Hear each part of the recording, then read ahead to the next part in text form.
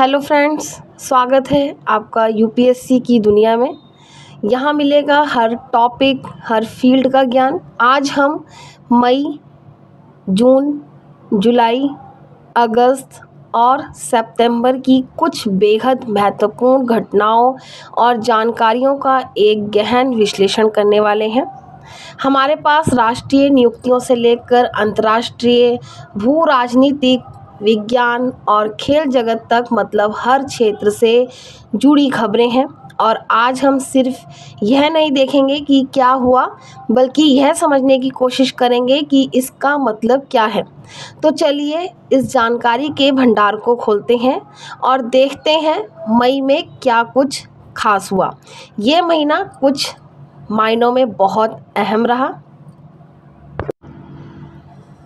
सबसे पहले न्यायपालिका से जुड़ी एक खबर है। मणिपुर हाई कोर्ट में जस्टिस के सोमेश्वर को मुख्य न्यायाधीश नियुक्त किया गया है और इसके अलावा कई बहुत ही महत्वपूर्ण पदों पर कार्यालय भी बढ़ाया गया है। जैसे आईबी चीफ तपन कुमार डेका का कार्यकाल 1 साल के लिए बढ़ गया है और डीआरडीओ के अध्यक्ष समीर वी कामत भी मई 2026 तक अपने पद पर बने रहेंगे और सीबीआई निदेशक प्रवीण सूद को भी 2026 तक का सेवा विस्तार मिला है। तो यहाँ ध्यान देने वाली बात यह है कि देश की जो प्रमुख जांच और रक्षा अनुसंधान एजेंसियां हैं, उनके नेतृत्व में एक निरंतरता, एक कंटिन्यूटी बनाए रखने पर जोर दिया गया है। मतलब नीतियों और ऑपरेशन के लिहाज से यह काफ़ी अहम होता है। जब बड़े प्रोजेक्ट्स या इन्वेस्टिगेशंस चल रहे हों तो लीडरशिप में बदलाव से काम की रफ्तार पर असर पड़ सकता है। सही बात है। अच्छा, नियुक्तियों का सिलसिला यहीं नहीं रुका। वायुसेना में एयर मार्शल नर्मदेश्वर तिवारी को नया उप प्रमुख बनाया गया है। Vice chief of air staff और एक और बड़ी नियुक्ति यूपीएसपी में हुई है, जहां डॉक्टर अजय कुमार ने प्रीति सूदन की जगह नए अध्यक्ष का पदभार संभाला है। और अब शायद सबसे बड़ी खबर, सुप्रीम कोर्ट से जस्टिस BR गवई देश के 92वें मुख्य न्यायाधीश मतलब CJI नियुक्त हुए हैं। उनका कार्यकाल नवंबर 2025 तक ही रहा और साथ ही जस्टिस सूर्यकांत को नालसा का कार्यकारी अध्यक्ष बनाया गया है। जहां एक दिलचस्प बात यह है कि इन सब गंभीर नियुक्तियों के बीच खेल जगत की एक हस्ती को सेना में एक बड़ा सम्मान मिला है। नीरज चोपड़ा की बात करें, नीरज चोपड़ा को टेरिटोरियल आर्मी में लेफ्टिनेंट कर्नल की मानद रैंक दी गई है। यह दिखाता है कि कैसे देश अपने नायकों को सम्मानित कर रहा है, चाहे वह किसी भी फील्ड में हो। यह बहुत अच्छी बात है। चलिए अब दुनिया की तरफ देखते हैं। अंतर्राष्ट्रीय नियुक्तियों में क्या कुछ खास हुआ। रोमानिया में निकोसोर डैन नए राष्ट्रपति बने हैं और जर्मनी को फ्रेडरिक मर्डर्स के रूप में नए चांसलर मिले हैं। कनाडा में भी नेतृत्व परिवर्तन हुआ है। मार्क कार्नी नए प्रधानमंत्री बने हैं और वहाँ एक खास बात यह है कि भारतीय मूल की अनीता आनंद को विदेश मंत्री बनाया गया है। यहाँ पे आप ये पॉइंट नोट करेंगे। लेकिन जो बात यहाँ सबसे ज़्यादा ध्यान खींचती है वो है वेटिकन से। रॉबर्ट फ्रांसिस पहले अमेरिकी पोप चुने गए हैं। पहला अमेरिकी पोप, यह तो वाकई एक ऐतिहासिक क्षण है। बहुत बड़ा। सदियों से यह पद यूरोपीय लोगों के पास ही रहा। और खेल प्रशासन में थाईलैंड की खुनिंग पटामा को बैडमिंटन वर्ल्ड फेडरेशन BWF का अध्यक्ष चुना गया है। चलिए अब रक्षा और स्वास्थ्य क्षेत्र की कुछ बड़ी खबरों पर आते हैं। भारत के लिए एक बहुत बड़ी उपलब्धि है। विश्व स्वास्थ्य संगठन यानी WHO ने भारत को ट्रैकोमा मुक्त घोषित किया है।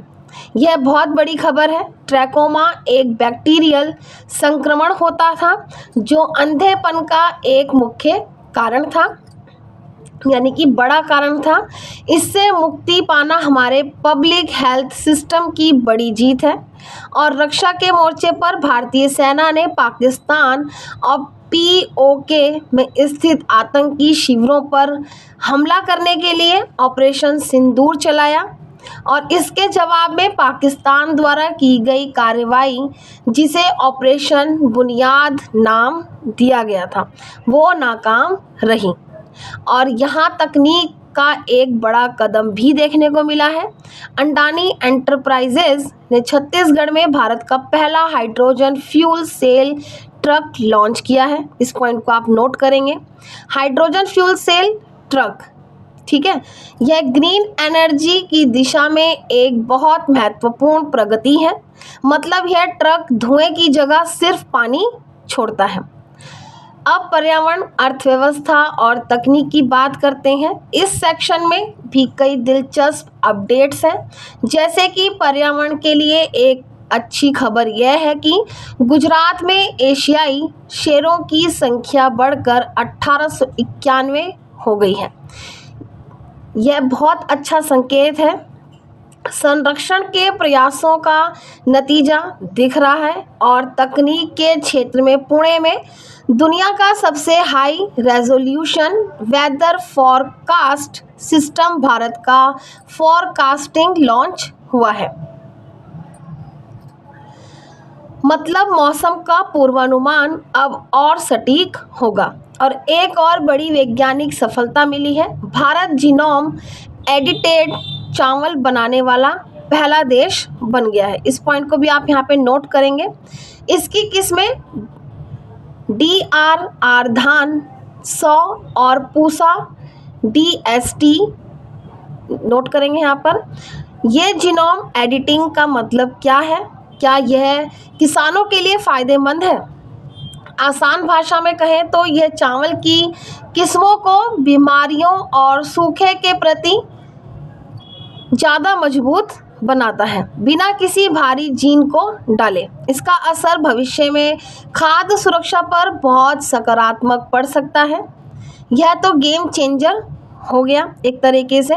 और अर्थव्यवस्था के मोर्चे पर एक ज़बरदस्त खबर है। भारत जापान को पछाड़कर दुनिया की चौथी सबसे बड़ी अर्थव्यवस्था बन गया है। इसको भी आप यहाँ पे नोट करेंगे।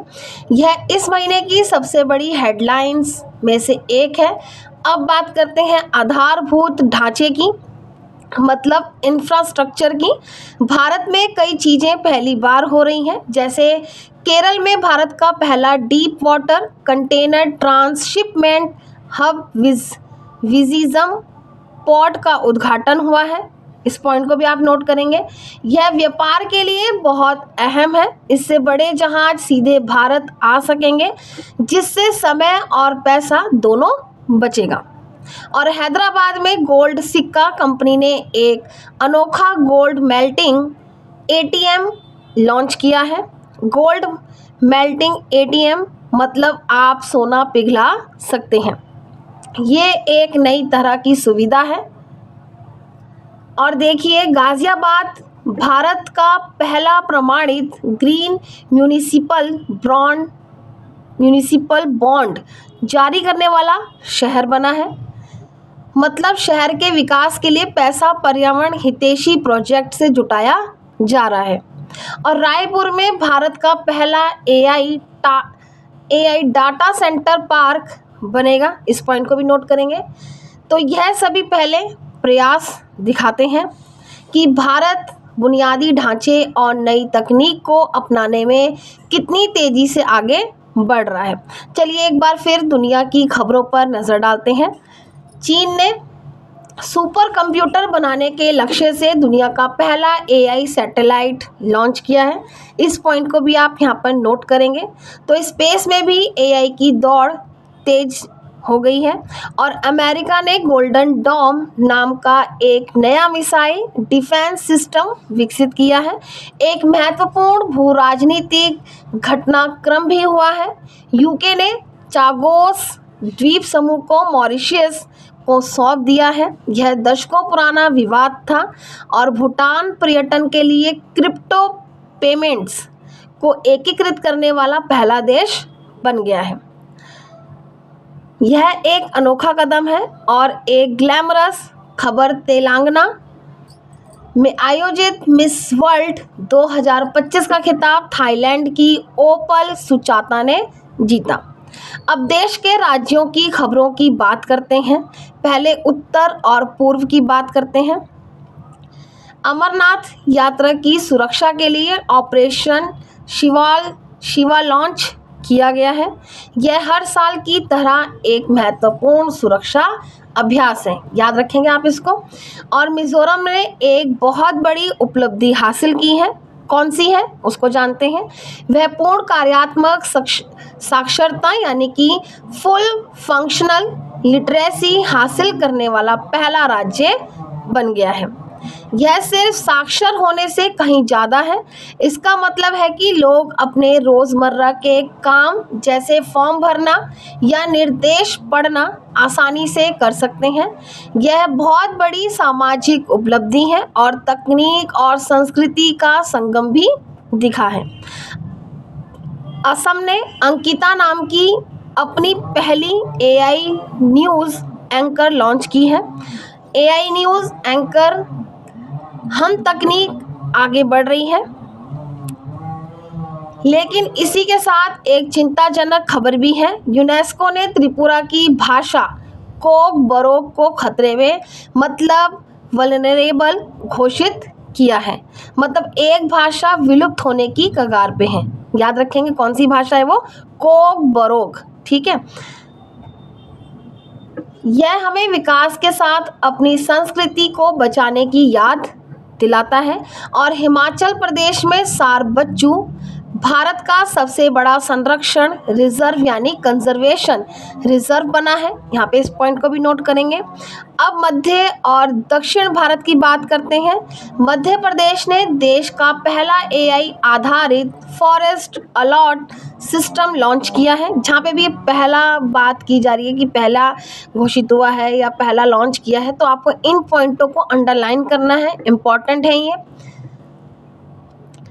यह जंगलों को आग और अवैध कटाई से बचाने में मदद करेगा। और मध्य प्रदेश ने ही घायलों की मदद करने वालों को 25,000 का इनाम देने के लिए राहगीर योजना शुरू की है।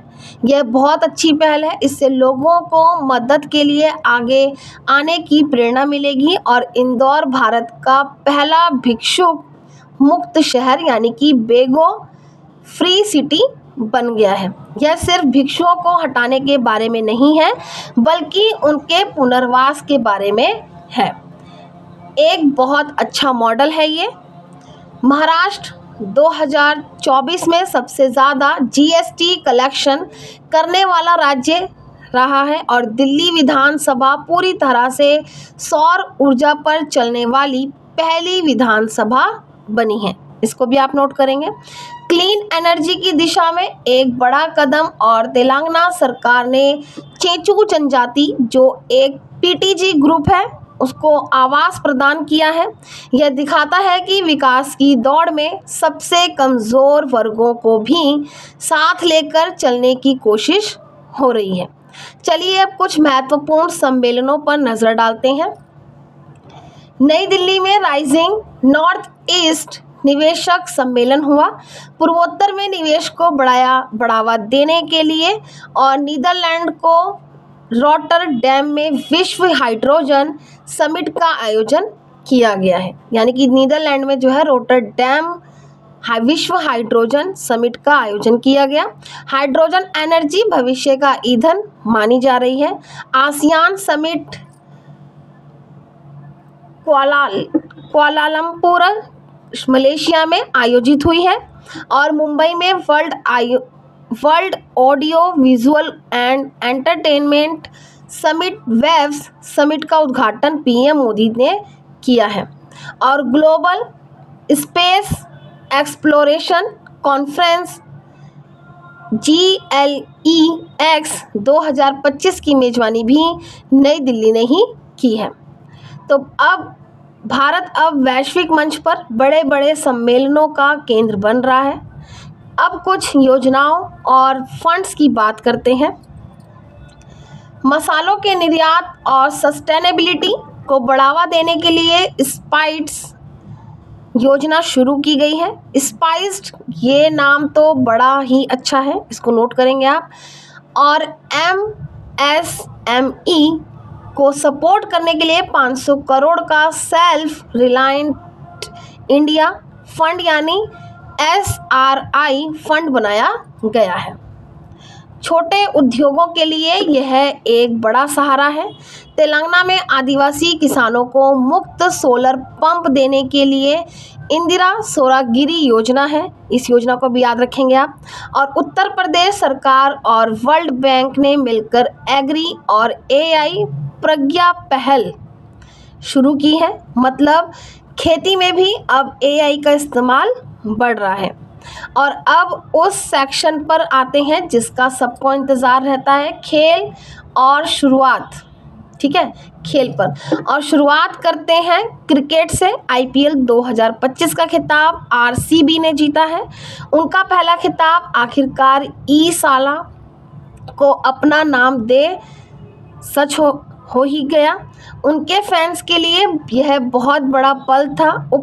विजेता पंजाब किंग्स रही है।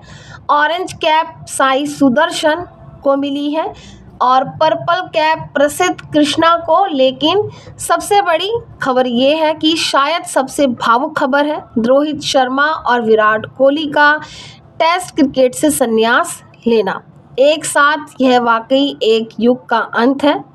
इन दोनों उन्होंने भारतीय क्रिकेट को एक नई पहचान दी। उनकी जगह भरना लगभग नामुमकिन है। अब भारतीय टेस्ट टीम के नए कप्तान शुभमन गिल होंगे। उन पर बहुत बड़ी जिम्मेदारी है। और एक और बात, भारत इंग्लैंड टेस्ट सीरीज का नया नाम अब तेंदुलकर एंडरसन ट्रॉफी होगा, इसको भी आप यहाँ पर नोट करेंगे। यह दो दिग्गजों को एक बहुत ही सुंदर श्रद्धांजलि है। क्रिकेट के अलावा भी भारतीय खिलाड़ियों ने कमाल किया है। नीरज चोपड़ा ने दोहा डायमंड लीग में 90.23 मीटर थ्रो के साथ दूसरा स्थान हासिल किया। 90 मीटर का आंकड़ा पार करना अपने आप में एक बहुत बड़ी उपलब्धि है। और शतरंज में प्रज्ञानंद ने रोमानिया में सुपर बैट चेस क्लासिक 2025 जीता है। वो लगातार बहुत अच्छा प्रदर्शन कर रहे हैं। टेनिस में कार्लोस अल्कराज ने इटालियन ओपन जीता। और दीव में आयोजित खेलों इंडिया बीच गेम्स में मणिपुर 14 पदकों के साथ टॉप पर रहा। लेकिन एक और बहुत बड़ी उपलब्धि है, कुश मैनी मोनाको ग्रैंड प्री में F2 रेस जीतने वाले पहले भारतीय बन गए हैं। यह भारतीय मोटर स्पोर्ट्स के लिए एक ऐतिहासिक दिन है। F2 जीतना बहुत बड़ी बात है। चलिए अब प्रतिष्ठित पुरस्कारों और सम्मान की बात करते हैं। अंतर्राष्ट्रीय बुकर पुरस्कार कन्नड़ लेखिका बानु मुस्ताक को उनके उपन्यास हार्ट लैम्प के लिए मिला है। यह भारतीय साहित्य के लिए, खासकर क्षेत्रीय भाषा के साहित्य के लिए बहुत बड़ा सम्मान है। कांस फिल्म फेस्टिवल 2025 में पाम डिर जफर पनाही को मिला। विश्व खाद्य पुरस्कार ब्राज़ील की डॉक्टर हंगरिया को दिया गया है। और यूनेस्को प्रेस फ्रीडम पुरस्कार निकारागुआ के अखबार लॉ प्रिंसा को मिला है। यह पुरस्कार उन पत्रकारों को सम्मानित करता है जो मुश्किल हालात में भी सच बोलने की हिम्मत दिखाते हैं। और पुलिस पुरस्कार की घोषणा कोलंबिया यूनिवर्सिटी द्वारा की गई है। अब हम कुछ सैन्य अभ्यासों पर नज़र डालते हैं। भारत और मंगोलिया के बीच नोमैडिक एलिफेंट अभ्यास मंगोलिया में आयोजित किया गया। आसाम में आपदा प्रबंधन के लिए अभ्यास राहत हुआ। जितने भी अभ्यास के नाम आएंगे ना, इनको आपने अच्छे से नोट करना है, क्योंकि मैच द वर्ड करके क्वेश्चन पूछा जाता है। आप PYQ देखेंगे तो वहाँ पे भी आप लोगों को पता चलेगा कि किस तरीके से जो युद्ध अभ्यास होते हैं उनके नाम क्या हैं, इस तरीके से क्वेश्चन पूछे जाते हैं। तो इस पर आपको विशेष ध्यान देना है। पश्चिम बंगाल में तीस्ता प्रहार फील्ड एक्सरसाइज हुई है और वायुसेना ने एक नया कीर्ति स्थापित किया है। कौन सा, उसको जानते हैं। उत्तर प्रदेश में गंगा एक्सप्रेसवे पर पहली बार रात में लैंडिंग की। यह हमारी वायुसेना की क्षमता को दिखाता है। यह बहुत ही कमाल की बात है। अब विज्ञान और प्रौद्योगिकी की बात करते हैं। इस क्षेत्र में कुछ अच्छी और कुछ निराशाजनक खबरें रही हैं। इसरो का PSLV C61 मिशन तकनीकी खराबी के कारण असफल रहा, लेकिन विज्ञान में असफलताएं भी सीखने का हिस्सा होती हैं। वहीं दूसरी तरफ एक कम लागत वाला एंटी ड्रोन सिस्टम भार्गवास्त्र विकसित किया गया। इसको याद रखेंगे आप, इस सिस्टम का नाम भार्गवास्त्र, ठीक है। यह आज के समय में बहुत ज़रूरी है और DRDO और नेवी ने multi influence ground mine MIGM का सफल निरीक्षण किया है और DRDO ने मध्य प्रदेश में 17 किलोमीटर की ऊंचाई पर स्ट्रेटोस्फेरिक एयरशिप का भी सफल परीक्षण किया। चलिए अब कुछ बची हुई महत्वपूर्ण जानकारियों पर नज़र डालते हैं। मानव विकास सूचकांक HDI 2023 में भारत की रैंक 130 रही, जिसमें आइसलैंड टॉप पर है। इसमें हमें अभी और सुधार करना है। 2 नई किताबें भी आई हैं। पूजा पुजारा की the diary of a cricketer wife और भंडारू दत्ताध्याय की जनता की कहानी। और कुछ महत्वपूर्ण दिवसों में 11 मई को राष्ट्रीय प्रौद्योगिकी दिवस और 1 मई को महाराष्ट्र और गुजरात दिवस और 25 मई को संयुक्त राष्ट्र द्वारा घोषित विश्व फुटबॉल दिवस मनाया गया। विश्व फुटबॉल दिवस के ये एक नई घोषणा है। और अंत में कुछ विविध खबरें। अनुच्छेद 143 चर्चा में रहा क्योंकि राष्ट्रपति द्रौपदी मुर्मू ने सुप्रीम कोर्ट से सलाह मांगी। NDMA ने आपदा प्रबंधन के लिए सचेत ऐप लॉन्च किया है। और हमने 2 महान हस्तियों को खो दिया। सरोज घोष, जिन्हें फादर ऑफ साइंस म्यूजियम कहा जाता है, और महान खगोल भौतिकीविद डॉक्टर जयंत नार्लिकर। इन दोनों का विज्ञान को लोकप्रिय बनाने में बहुत बड़ा योगदान था। और CBI ने साइबर अपराध को रोकने के लिए ऑपरेशन हॉक शुरू किया है। तो यह था मई 2025 का एक पूरा लेखाजोखा। अब देखते हैं जून 2025 में आपका स्वागत है। हमारे पास स्रोतों का एक पूरा ढेर है जिसमें इस महीने की सबसे बड़ी हलचलों का जिक्र है और आज हम इन्हीं में से कुछ सबसे ज़रूरी और दिलचस्प जानकारियों को निकालकर उन पर एक गहरी बातचीत करेंगे। देखने में तो यह खबरें अलग अलग हैं, कहीं कोई नई नियुक्ति हुई है तो कहीं कोई नई तकनीक आई है, कोई मैच जीत रहा है तो कहीं कोई बड़ा सम्मेलन हो रहा है। लेकिन अगर आप एक कदम पीछे हटकर देखें तो इन सब में कुछ पैटर्न नज़र आते हैं। आज की बातचीत में हम यही करने की घोषणा करेंगे। इन अलग अलग घटनाओं को जोड़कर देखेंगे कि भारत और दुनिया की बड़ी तस्वीर में क्या चल रहा है। यह महीना असल में मतलब तकनीक, नेतृत्व और भविष्य की दिशा तय करने वाली नीतियों के बारे में था। तो चलिए नेतृत्व से ही शुरू करते हैं। इस महीने कई बड़े पदों पर नए चेहरे आए हैं, खासकर भारत में। शुरुआत करते हैं राष्ट्रीय सुरक्षा से। रॉ मतलब WAW के नए प्रमुख बने हैं पराग जैन। अब यह तो हुई हेडलाइन, पर इस तरह के पदों पर जब बदलाव होता है तो क्या यह सिर्फ एक अधिकारी का बदलाव है या इससे देश की खुफिया रणनीति में भी कोई बड़ा बदलाव आता है? हम यह एक बहुत अच्छा सवाल देखने को मिल रहा है।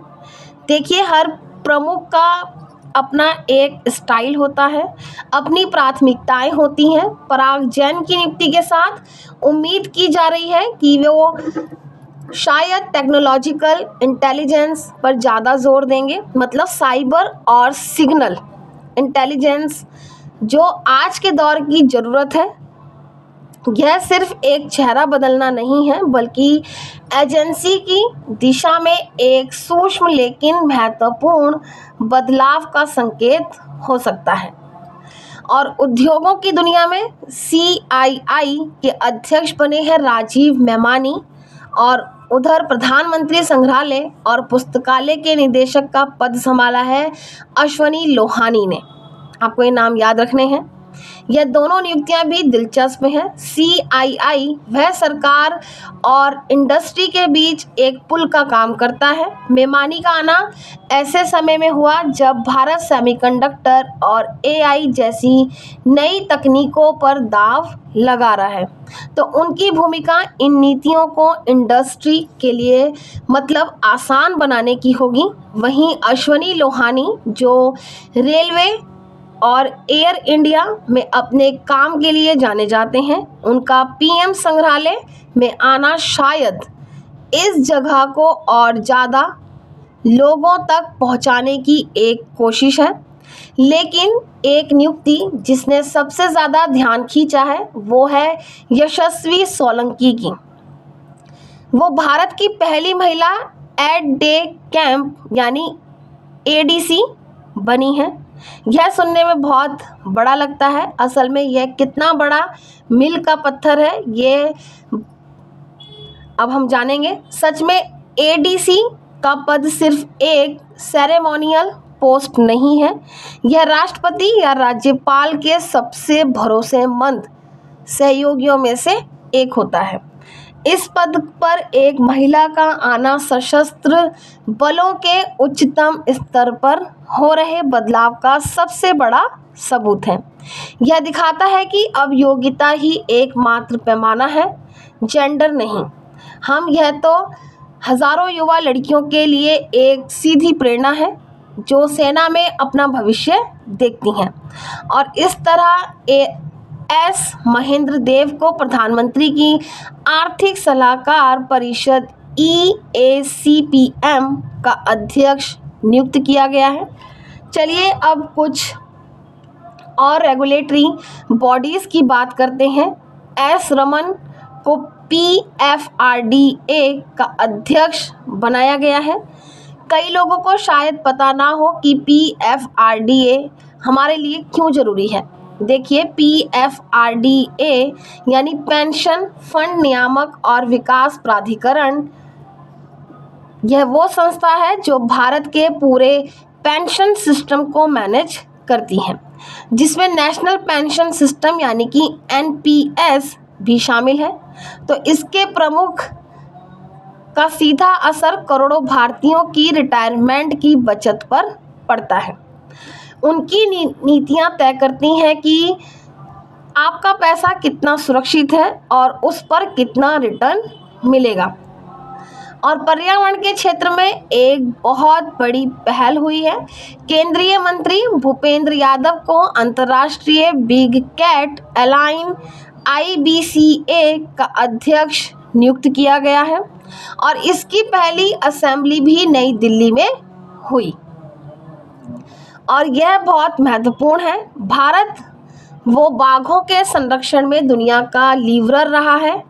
अब इस अलायंस के जरिए भारत तेंदुओं, जगुआर, शेर जैसी दुनिया की दूसरी बड़ी बिल्लियों को बचाने के लिए अपने अनुभव और तकनीक को दूसरे देशों के साथ साझा करेगा। और नई दिल्ली में पहली असेंबली का होना इस बात पर मोहर लगाता है कि दुनिया इस काम के लिए भारत की ओर देख रही है। यह तो ही देश की बात, अब जरा दुनिया पर नज़र डालते हैं।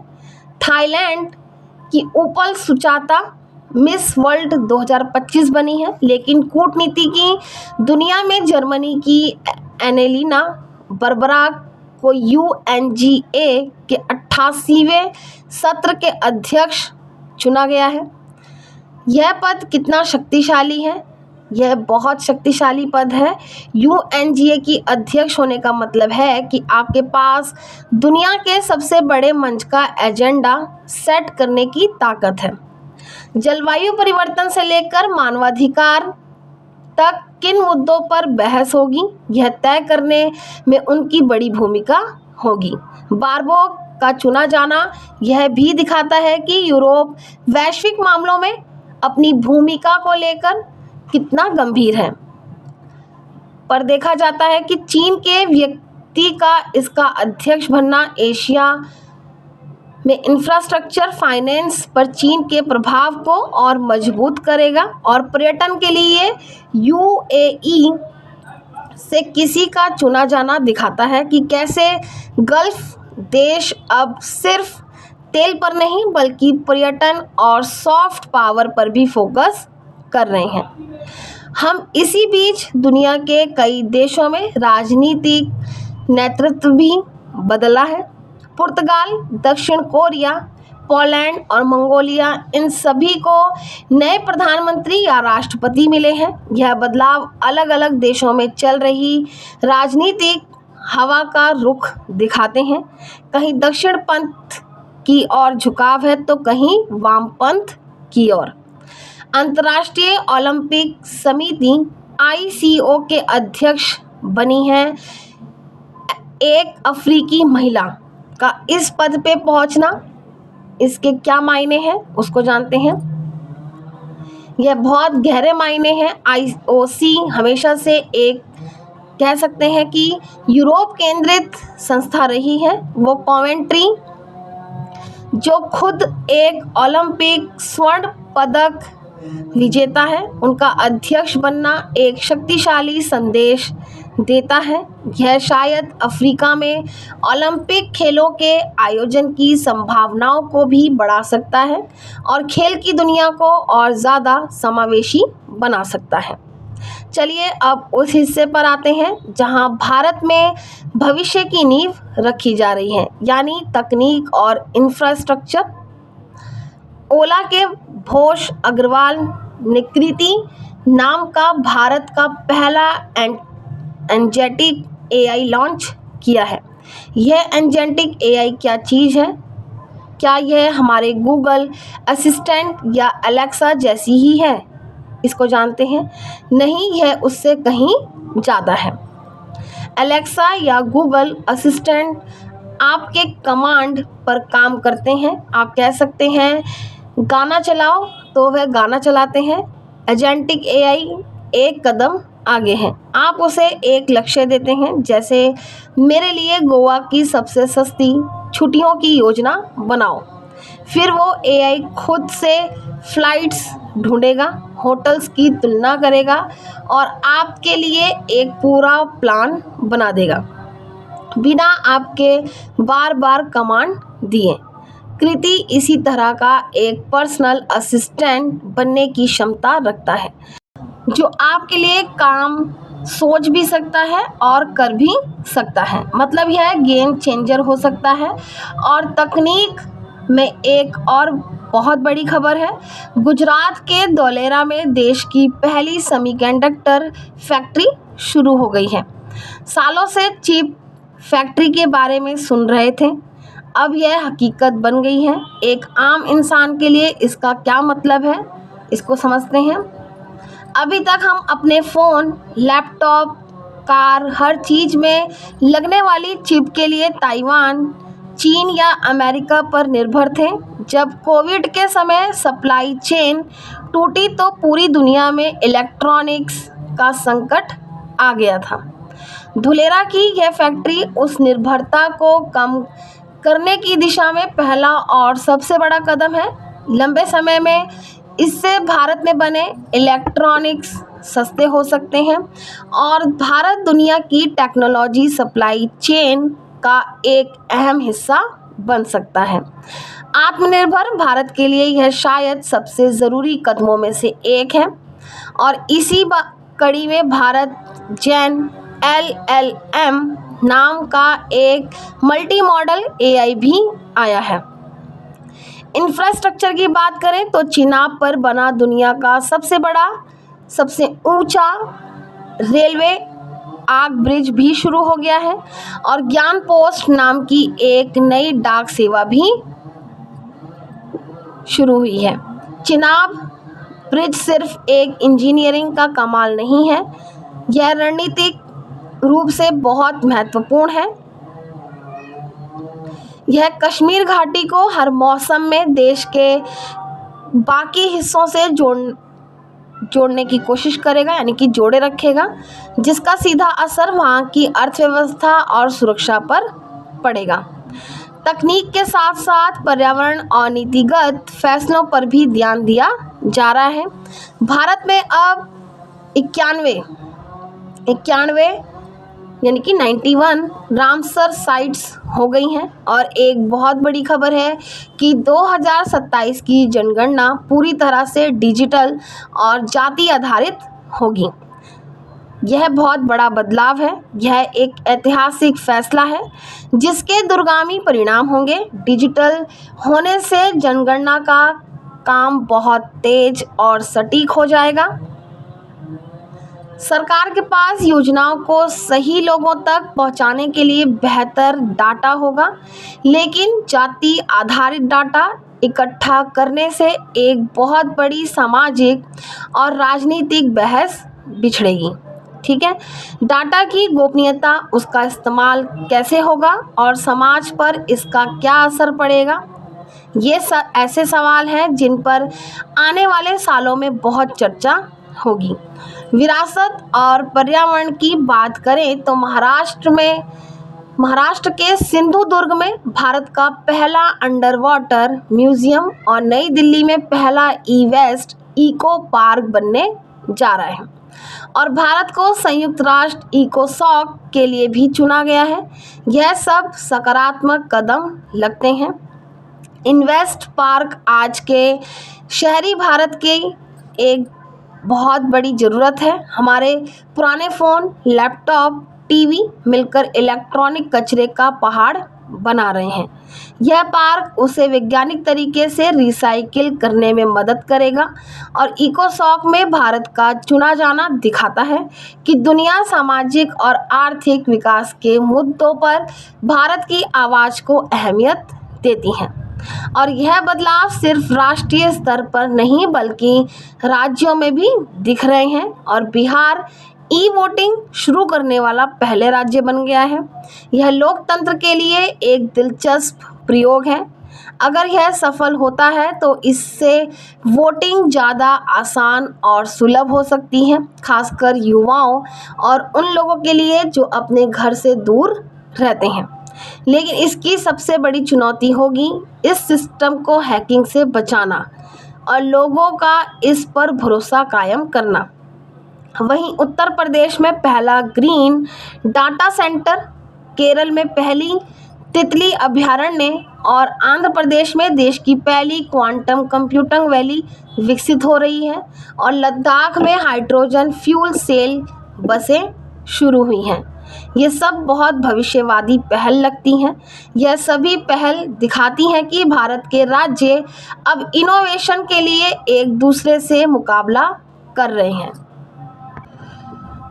क्वांटम कंप्यूटिंग वैली भारत को भविष्य की तकनीक में एक लीडर बना सकती है। सोचिए, आज के सुपर कंप्यूटर जिस समस्या को हल करने में सालों लगा देते हैं, क्वांटम कंप्यूटर उसे मिनटों में कर सकता है। और लद्दाख में हाइड्रोजन बसें चलाना एक साहसिक कदम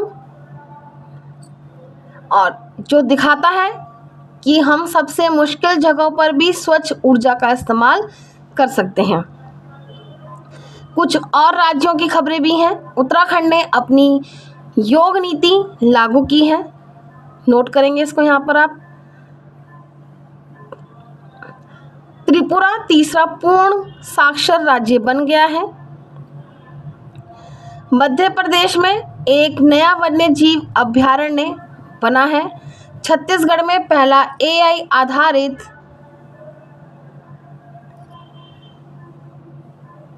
SEZ बन रहा है और गुजरात में सिंदूर मेमोरियल पार्क।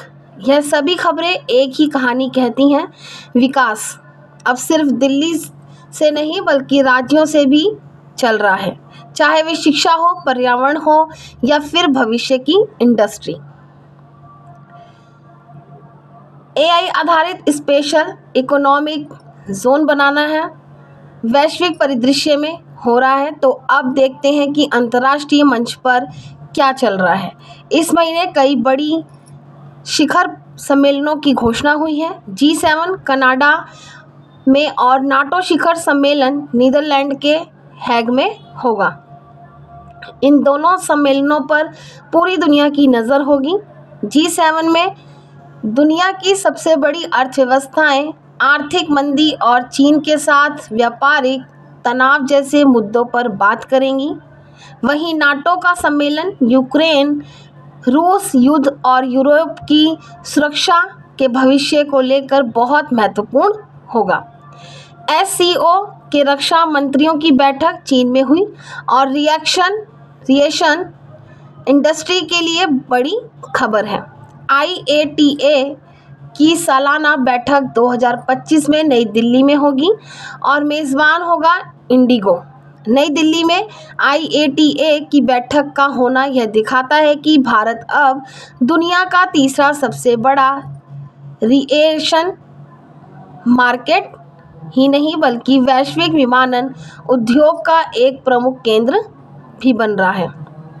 दुनिया की सारी बड़ी एयरलाइंस यहाँ होंगी, जो भारत के लिए एक बड़ा अवसर है।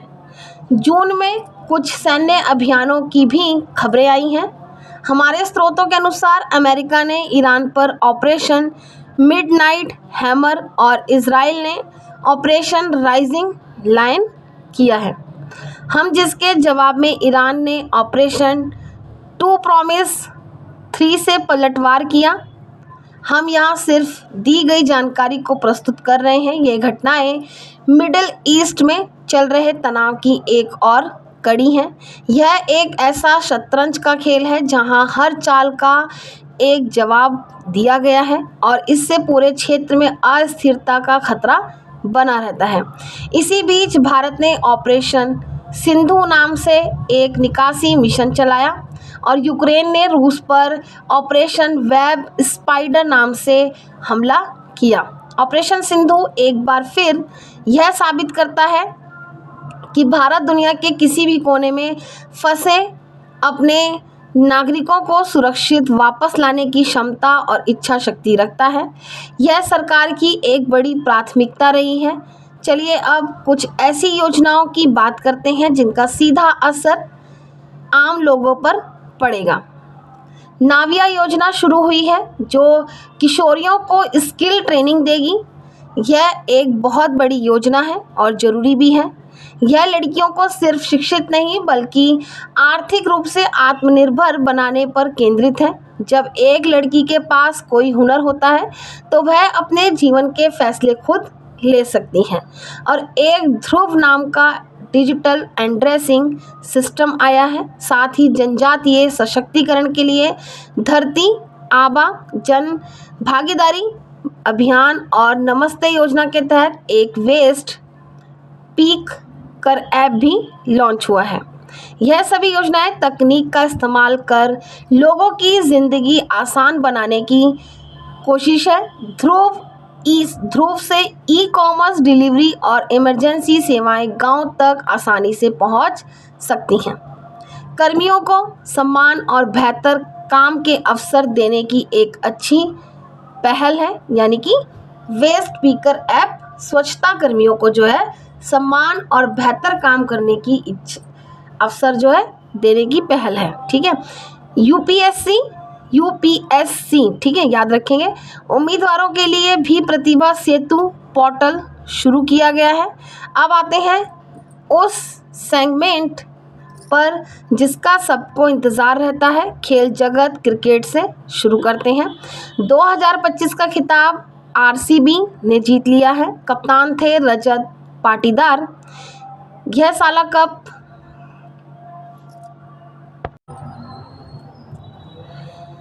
नाम दे का नारा आखिरकार सच हो गया।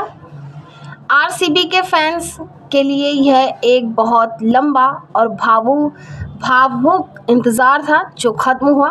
टेस्ट क्रिकेट में दक्षिण अफ्रीका ने वर्ल्ड टेस्ट चैंपियनशिप 2025 जीती, लेकिन भारतीय क्रिकेट के लिए सबसे बड़ा सम्मान है एमएस धोनी का आईसीसी हॉल ऑफ फेम में शामिल होना। यह उनके शानदार करियर का एक बेहतरीन सम्मान है। धोनी को सिर्फ उनके रिकॉर्ड के लिए नहीं बल्कि खेल को बदलने के लिए याद किया जाता है। उन्होंने छोटे शहरों के लड़कों को बड़े सपने देखने का हौसला दिया। टी20 क्रिकेट में कप्तानी की परिभाषा बदल दी है और सबसे बढ़कर दबाव में शांत रहना सिखाया है। हॉल ऑफ फेम में उनकी जगह पूरी तरह से बनती है। महिला क्रिकेट में 2025 का वनडे वर्ल्ड कप भारत और श्रीलंका में हुआ और भारत इंग्लैंड टेस्ट सीरीज को अब एंडरसन तेंदुलकर ट्रॉफी के नाम से जाना जाएगा। याद रखेंगे आप यहाँ पर। यह एक शानदार पहल है। यह क्रिकेट की सबसे महान प्रतिद्वंदियों में से एक को सम्मान देता है, जहां दो दिग्गज एक दूसरे के खिलाफ अपनी कला का सर्वश्रेष्ठ प्रदर्शन करते हैं। क्रिकेट के अलावा दूसरे खेलों में भी भारत चमका। नीरज चोपड़ा ने दोहरे खिताब जीते। एशियाई एथलेटिक्स चैंपियनशिप में भारत 24 पदकों के साथ दूसरे स्थान पर रहा। यह भारतीय एथलेटिक्स के लिए एक सुनहरा दौर है। नीरज की निरंतरता अविश्वसनीय है और चैंपियनशिप में 24 पदक यह दिखाते हैं कि अब हमारे पास कई विश्व स्तरीय एथलीट हैं, सिर्फ एक या दो नहीं। शतरंज में आर प्रज्ञानंदा ने उज्बेकिस्तान शतरंज कप जीता। फुटबॉल में पुर्तगाल ने यूएफए नेशंस लीग जीती और खेलो इंडिया यूनिवर्सिटी गेम्स 2025 की मेज़बानी राजस्थान करेगा। खेलो इंडिया गेम्स ज़मीनी स्तर पर प्रतिभाओं को निखारने का एक बेहतरीन मंच बन गया है। आज जो खिलाड़ी यहाँ से निकल रहे हैं वही कल ओलंपिक में देश के लिए पदक जीतेंगे।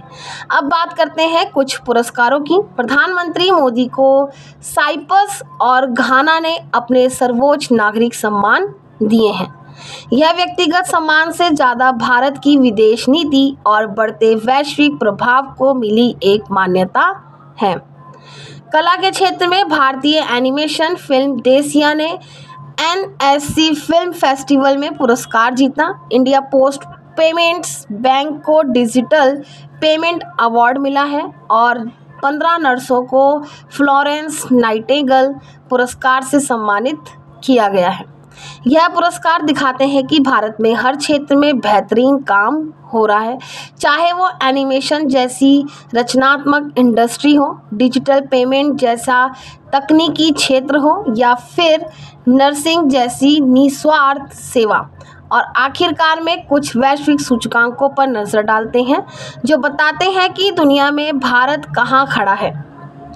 ग्लोबल जेंडर गैप में हमारी रैंक 135वीं है। यह एक चिंता का विषय है और दिखाता है कि यशस्वी सोलंकी जैसी सफलताओं के बावजूद हमें अभी महिलाओं को बराबरी का हक दिलाने के लिए एक लंबा रास्ता तय करना है। लेकिन एक अच्छी खबर यह है कि जलवायु परिवर्तन प्रदर्शन में हमारी रैंक 10वीं है, पर वैश्विक शांति सूचकांक में हम 115वें स्थान पर हैं। ऊर्जा संक्रमण में 71वें और सतत विकास रिपोर्ट एसडीजी में 99वें स्थान पर। यह तो एक मिली जुली तस्वीर है। यह तस्वीर दिखाती है कि भारत कहाँ अच्छा कर रहा है और कहाँ सुधार की ज़रूरत है। जलवायु परिवर्तन पर हमारी अच्छी रैंक दिखाती है कि सोलर एनर्जी और दूसरी नवीकरणीय ऊर्जा में हमारा निवेश सही दिशा में है, लेकिन जेंडर गैप और शांति जैसे सामाजिक संकेतों पर हमें बहुत काम करना होगा। विकास का मतलब सिर्फ आर्थिक तरक्की नहीं, बल्कि एक बेहतर और न्यायपूर्ण समाज बनाना भी है। रक्षा और विज्ञान की बात करें तो शुभांशु शुक्ला एकम 4 मिशन का हिस्सा बने और जानवी डांगेती को नासा के 2029 के स्पेस प्रोग्राम के लिए चुना गया है। यहाँ पे याद रखेंगे आप इसको। यह तो युवाओं के लिए बहुत बड़ी प्रेरणा है और यह दिखाता है कि भारत की अंतरिक्ष यात्रा अब सिर्फ इसरो तक सीमित नहीं है। हमारे युवा अब नासा और दूसरी वैश्विक स्पेस एजेंसियों के साथ मिलकर काम कर रहे हैं, जो एक बहुत बड़ी उपलब्धि है। भारत ने मंगोलिया, यूएसए और फ्रांस के साथ सैन्य अभ्यास भी किए। जितने भी सैन्य अभ्यास आ रहे हैं इनको नोट करेंगे आप। और तटरक्षक बल को एक नया जहाज अदम में मिला। कुछ नई किताबें भी आई, जैसे अमित शाह की द इमरजेंसी डायरीज और शिखर धवन की आत्मकथा the one cricket my life. और 2 महत्वपूर्ण तारीख हैं। 25 जून को संविधान हत्या दिवस के रूप में मनाया गया और 21 जून को अंतर्राष्ट्रीय योग दिवस और एक दूरदर्शी घोषणा हुई है। साल 2026 को महिला किसान वर्ष घोषित किया गया है। अंत में कुछ श्रद्धांजलियाँ। गुजरात के पूर्व मुख्यमंत्री विजय रूपाणी, अभिनेत्री शेफाली जरीवाला और क्रिकेटर दिलीप दोषी का निधन हो गया। और ब्रांड एम्बेसडर की दुनिया में नीरज चोपड़ा ओडी से, कैटरीना कैफ मालदीव पर्यटन से, सचिन तेंदुलकर रेडिट से और Cristiano Ronaldo e sports world cup से जुड़े हैं। यहाँ पे आप ये चीज़ें सारी याद रखेंगे। यह दिखाता है कि कैसे खेल और मनोरंजन की दुनिया अब हर क्षेत्र में प्रभाव डाल रही है, चाहे वह लग्जरी कारें हो या सोशल मीडिया प्लेटफॉर्म। तो यह थी जून 2025 की एक झलक। आज हम जुलाई 2025 की सबसे ज़रूरी घटनाओं और जानकारियों पर एक नज़र डालते हैं। और हमारे पास राष्ट्रीय और अंतर्राष्ट्रीय नियुक्तियों से लेकर विज्ञान, खेल, कूटनीति, मतलब कई स्रोतों से जानकारी है। और हमारा मकसद सिर्फ इन खबरों को एक एक करके पढ़ना नहीं, बल्कि इनके बीच के कनेक्शंस को भी समझना है और यह जानना है कि जुलाई महीने की बड़ी तस्वीर आखिर क्या कहती है। तो चलिए इसका विश्लेषण करते हैं। शुरुआत करते हैं कुछ बड़ी और महत्वपूर्ण नियुक्तियों से। जुलाई में कई प्रमुख पदों पर नए चेहरे देखने को मिले और राष्ट्रीय स्तर पर तो कुछ नियुक्तियां काफ़ी अहम रहीं, जैसे कि आइगनो को अपनी पहली महिला वाइस चांसलर मिली, उमा कांजी लाल, याद रखेंगे आप ये। और यहाँ दिलचस्प बात यह है कि हम कई क्षेत्रों में पहली महिला की नियुक्ति देख रहे हैं। तो इस तरह के पॉइंट जितने भी हैं इनको नोट करना है। यह एक बहुत ही सकारात्मक ट्रेंड दिखाता है। जैसे आरपीएफ को भी सोनाली मिश्रा के रूप में अपनी पहली महिला महानिदेशक मिली और भारतीय नौसेना को आस्था पुनिया के रूप में पहली महिला फाइटर पायलट मिली। मतलब ये इन संस्थानों में हो रहे बदलाव का एक सफल संकेत है। इसी लिस्ट में एनएमसी के नए चेयरमैन डॉक्टर अभिजीत सेठ और एलआईसी के एमडी और सीईओ के रूप में आर दुराई स्वामी का नाम भी शामिल है। और सशस्त्र सीमा बल यानी एसएसबी के नए महानिदेशक भी बने हैं संजय सिंह। और आईआरडीएआई के नए चेयरमैन अजय सेठ नियुक्त हुए हैं। राज्य में भी कुछ बदलाव हुए। हरियाणा के नए राज्यपाल बने असीम कुमार घोष, गोवा के पुसापति अशोक गजपति राजू और लद्दाख के लेफ्टिनेंट गवर्नर कविंद्र गुप्ता बने। न्यायपालिका में भी नियुक्तियां हुई हैं। 4 उच्च न्यायालयों को नए मुख्य न्यायाधीश मिले हैं।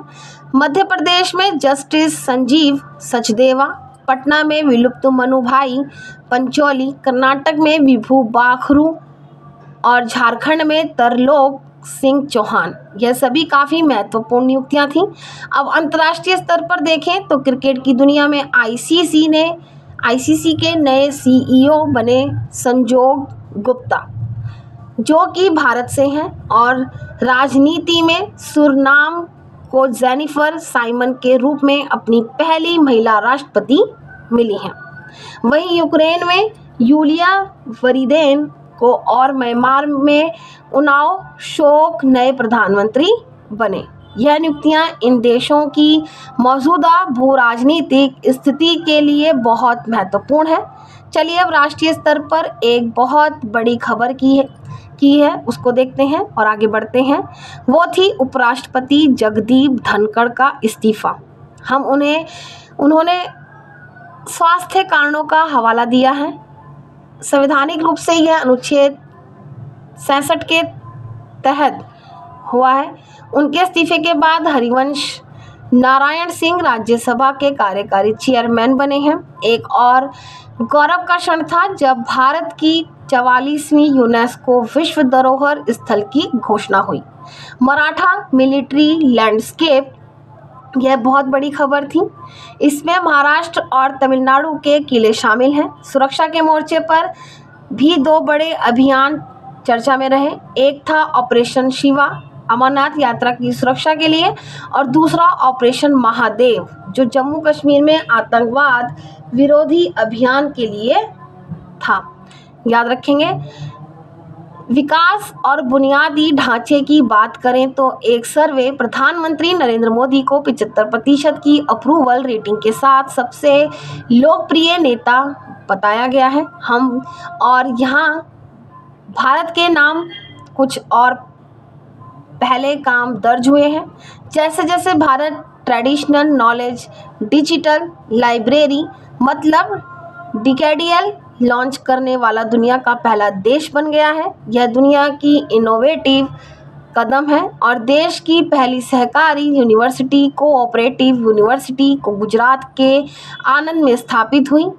दिल्ली मुंबई एक्सप्रेसवे पर भारत का सबसे लंबा एनिमल ओवरपास कॉरिडोर बनाया गया और कर्नाटक में सिंदूर केबल ब्रिज का भी उद्घाटन हुआ। अब आते हैं कूटनीति और भू राजनीति पर।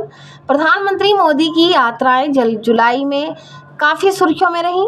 उन्होंने यूके के साथ एक मुक्त व्यापार समझौते यानी FTA पर हस्ताक्षर किए और मालदीव के 60वें स्वतंत्रता दिवस पर वे मुख्य अतिथि भी थे। इसके अलावा उन्होंने 5 और देशों का दौरा किया: घाना, ट्रिनिदाद और टोबैगो, अर्जेंटीना, ब्राज़ील और नामीबिया। अंतर्राष्ट्रीय संबंधों में एक और अहम घटना हुई।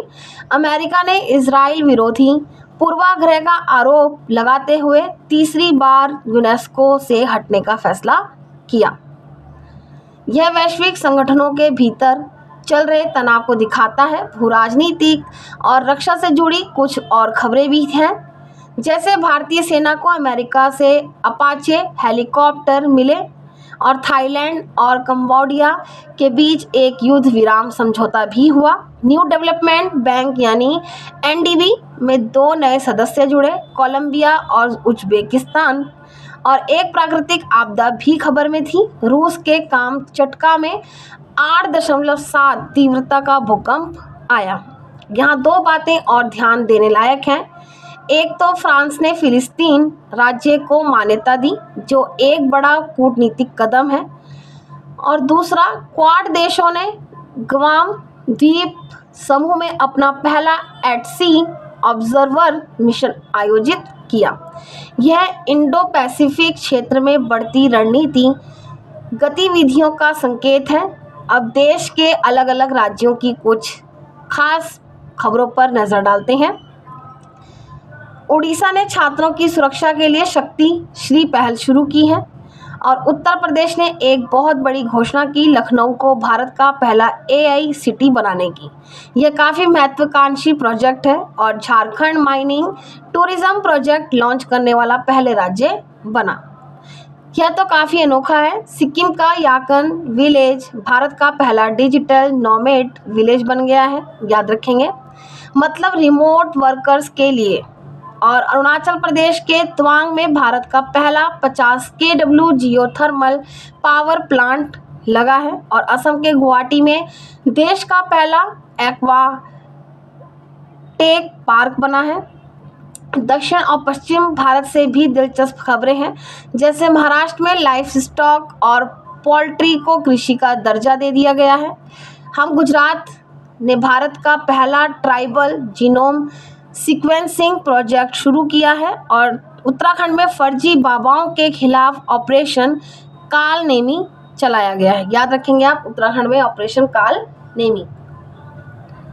मध्य प्रदेश के पन्ना टाइगर रिजर्व की सबसे बुजुर्ग बाघिन, जो बुजुर्ग यानी कि फीमेल, ठीक है, बाघिन वत्सला का निधन हो गया है, दुखद खबर है ये। हरियाणा में अरावली में एशिया की सबसे बड़ी जंगल सफारी बनाने की योजना है, ठीक है।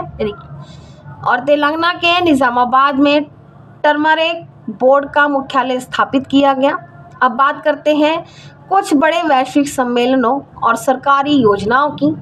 एक बहुत बड़ी घोषणा हुई है, भारत 2028 में COP33 में यानी कि 33 की मेज़बानी करेगा, मतलब कि जलवायु परिवर्तन सम्मेलन। ये बहुत बड़ी जिम्मेदारी है। जलवायु परिवर्तन से निपटने में भारत की भूमिका को यह और मजबूती देगा, यानी कि मजबूत करेगा। इसके अलावा 2025 में 17वां ब्रिक्स समिट ब्राज़ील के रियो डी जनेरियो में होगा, जिसकी theme strengthening global south cooperation है। और रामसर COP15 जिम्बाब्वे के विक्टोरिया फॉल्स में आयोजित होगा। सरकारी योजनाओं की बात करें तो असम में CACM फ्लाइट स्कीम और गज मित्र स्कीम शुरू हुई है। यहाँ पे जितनी भी स्कीम आ रही हैं इनको स्पेशली आपने अंडरलाइन करना है, नोट करना है।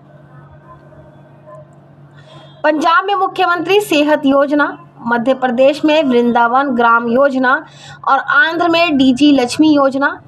केंद्र ने भी RDI स्कीम और संचार मित्र जैसी योजनाएं लॉन्च की हैं। खेल की दुनिया में भी काफ़ी हलचल रही। शतरंज में तो जैसे भारत का दबदबा ही था। दिव्या देशमुख ने फी वुमन वर्ल्ड कप 2025 जीता, याद रखेंगे आप, दिव्या देशमुख। और डी घुश ने ग्रैंड चेस टूर का रैपिड इवेंट जीता। विंबलडन 2025 में पुरुषों का खिताब जैनिक सिनर ने जीता और महिलाओं का खिताब ईगा स्वीटेक ने। फीफा क्लब वर्ल्ड कप 2025 की विजेता चेल्स रही। एथलेटिक्स में मुरली श्रीशंकर ने लॉन्ग जंप में गोल्ड मेडल जीता। और एक बड़ी घोषणा यह हुई कि भारत 2027 में शूटिंग वर्ल्ड कप की मेज़बानी करेगा। ये बहुत अच्छी खबर है। अब कुछ सूचकांकों पर नज़र डालते हैं। हेनली पासपोर्ट इंडेक्स 2025 में भारत की रैंक 77 रही। जीनी इंडेक्स यानी समानता के इंडेक्स में भारत चौथे स्थान पर और ग्लोबल यूनिकॉर्न इंडेक्स में तीसरे स्थान पर रहा। पुरस्कारों की बात करें तो गीतांजलि श्री को पेन ट्रांसलेट अवार्ड मिला है और ISRO चीफ V नारायण को GP बिरला अवार्ड से सम्मानित किया गया है। प्रधानमंत्री मोदी को भी कई देशों से सर्वोच्च सम्मान मिले हैं, जिनमें नामीबिया का order of the most Asian Welwitschia और ब्राज़ील का grand collar of southern cross शामिल है। स्वच्छ सर्वेक्षण 2024 से 25 में एक बार फिर इंदौर ने सुपर स्वच्छ लीग में रैंक 1 हासिल की है। और मिलियन प्लस सिटीज़ में अहमदाबाद पहले स्थान पर रहा। अब विज्ञान और प्रौद्योगिकी के क्षेत्र की बात करते हैं। स्पेस एक्स के एक्सियोम फॉर्म मिशन के तहत भारतीय अंतरिक्ष यात्री Shubhanshu Shukla international space station गए। यह एक बहुत बड़ी उपलब्धि है। और NISAR मिशन जो नासा और इसरो का संयुक्त पृथ्वी अवलोकन सैटेलाइट है, वो भी काफ़ी चर्चा में रहा। वो तो है ही।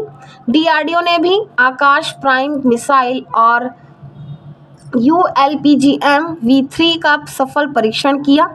अब अंत में रक्षा विधि और श्रद्धांजलियों पर एक नज़र। सैन्य अभ्यासों में भारत और सिंगापुर के बीच जोधपुर में बोल्ड कुरुक्षेत्र हुआ और सिंगापुर में सीबेक्स 2025 अभ्यास भी हुआ। आपको ये भी रखना है कि इस कहाँ पर हुआ, ठीक है। तो ये जैसे दिया है यहाँ पे जोधपुर में, इस तरीके से आपको ये याद रखना है, सिंगापुर में, ठीक है। इस तरह से ये भी प्लेस के नाम भी याद रखने हैं।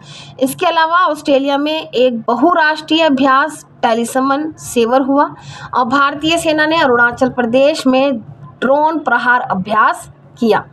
भारतीय नौसेना को IAS विस्तार के रूप में एक नया ड्राइविंग सपोर्ट वेसल भी मिला। कुछ विविध खबरें भी थीं, उनको देखते हैं। Convention of a Shakespeare addict नाम की किताब VS रवि ने लिखी। टेस्ला ने मुंबई में अपना पहला शोरूम खोला और इस महीने हमने कुछ बड़ी हस्तियों को भी खो दिया। केरल के पूर्व मुख्यमंत्री VS अच्युतानंदन, नृत्यांगना सूर्यमुखी देवी और डॉक्टर मुनीश्वर चंद्र डावर और महीने के महत्वपूर्ण दिवस थे। 26 जुलाई को कारगिल दिवस, कारगिल विजय दिवस और 29 जुलाई को बाघ दिवस। तो यह थी जुलाई 2025 की एक झलक। हमारे सामने अगस्त 2025 की घटनाओं का पूरा ब्यौरा है और यह सिर्फ एक लिस्ट नहीं बल्कि एक पहेली की तरह है। हमारा काम है इसके टुकड़ों को जोड़कर पूरी तस्वीर समझना, ताकि पता चले कि इस महीने में असल में हुआ क्या। हमारा मिशन सिर्फ यह जानना नहीं है कि क्या हुआ, बल्कि यह समझना है कि क्यों हुआ और इसका क्या मतलब है। तो चलिए इस पहेली को सुलझाना शुरू करते हैं। सबसे पहले बात करते हैं उन शहरों की जो अगस्त में सुर्खियों में थे, यानी बड़ी नियुक्तियां। लिस्ट तो काफ़ी लंबी है, लेकिन शुरुआत करते हैं फाइनेंस मिनिस्ट्री से। TCA कल्याणी को नया CGA बनाया गया है। यह CGA क्या होता है? CGA यानी कंट्रोलर जनरल ऑफ अकाउंट्स। आसान भाषा में कहें तो ये सरकार के चीफ अकाउंटेंट होते हैं। इनका काम सरकार के खर्चों और प्राप्तियों का मतलब पूरा हिसाब किताब रखना। TCA कल्याणी देश की 29वीं CGA बनी है, जो एक बड़ी जिम्मेदारी है। और सुरक्षा के मोर्चे पर भी कुछ बड़े बदलाव हुए हैं। IPS अनीश दयाल सिंह को डिप्टी नेशनल सिक्योरिटी एडवाइज़र बनाया गया है और सतीश गोलचा दिल्ली के नए पुलिस कमिश्नर बने हैं।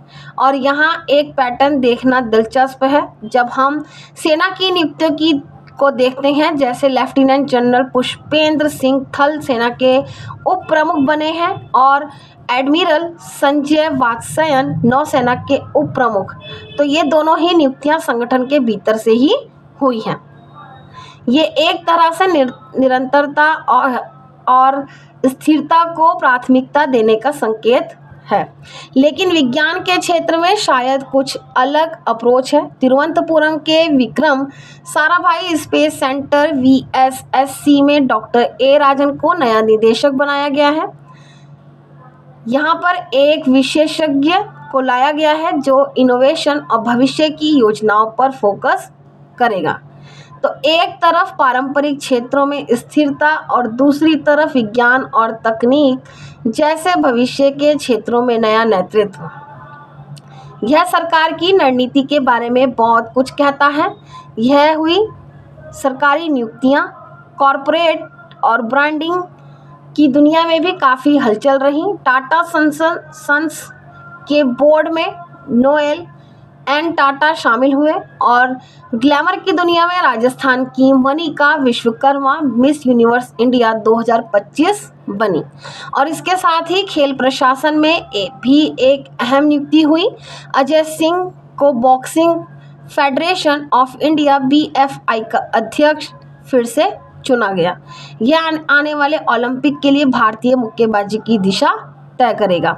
ब्रांड एम्बेसडर की लिस्ट भी काफ़ी मज़ेदार है। जोमेटो ने शाहरुख खान को अपना चेहरा बनाया और जो एक बहुत ही क्लासिक मास अपील वाला फैसला लगता तो है, लेकिन इसकी तुलना रेडिट से कीजिए जिसने सचिन तेंदुलकर को चुना है।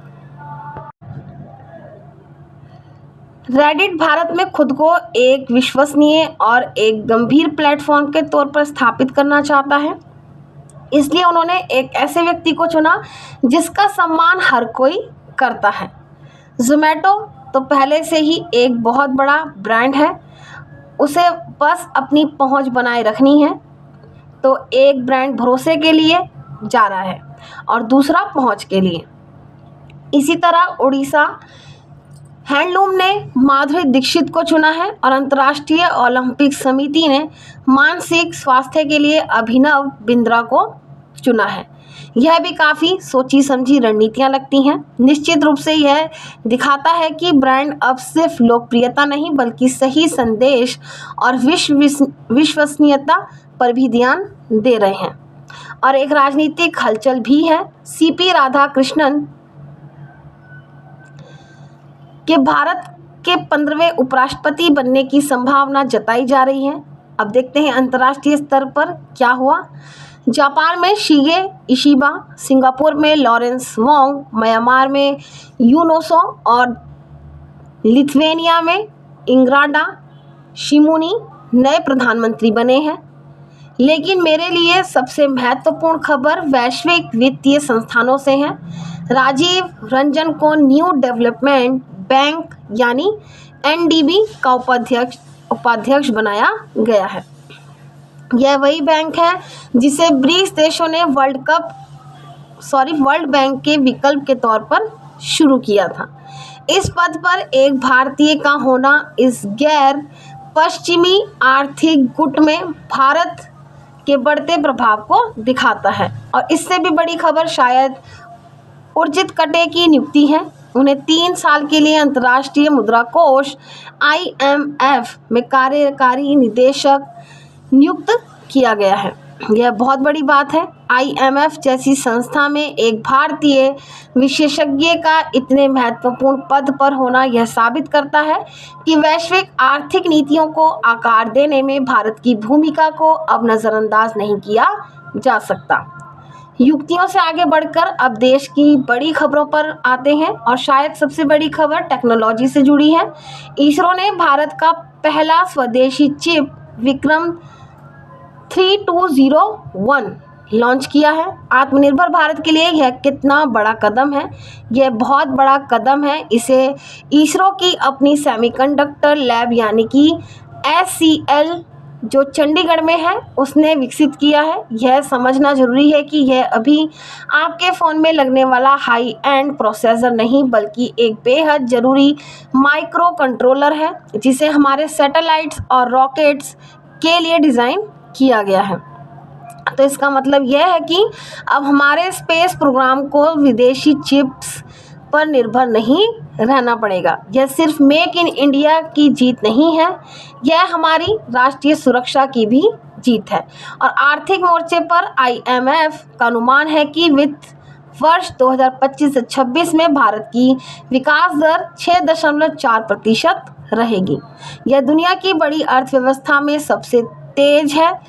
सुरक्षा की बात करें तो स्वतंत्रता दिवस पर मिशन सुदर्शन चक्र की घोषणा हुई। कहा जा रहा है कि यह भारत का अपना आयरन डोम होगा। यह एक बहुत बड़ा प्रोजेक्ट है जो भारत को एक एयर डिफेंस शील्ड देगा। सुनने में तो बहुत प्रभावशाली लगता है, लेकिन क्या यह उन्नतवाकांक्षी रक्षा परियोजनाओं में से एक बनने का खतरा नहीं है जो सालों तक विकास में ही फंसी रह जाती है। ऐसे सिस्टम बहुत महंगे और जटिल होते हैं। आपका सवाल जायज़ है, यहाँ पर ये क्वेश्चन बन रहा है एक तरीके से। रक्षा परियोजनाओं में देरी का हमारा इतिहास रहा है, लेकिन हाल में वर्षों ने खासकर डीआरडीओ और प्राइवेट सेक्टर के सहयोग से परियोजनाओं को समय पर पूरा करने पर जोर दिया गया है। मिशन सुदर्शन चक्र की सफलता इस बात पर निर्भर करेगी कि इसे कितनी कुशलता से मैनेज किया जाता है।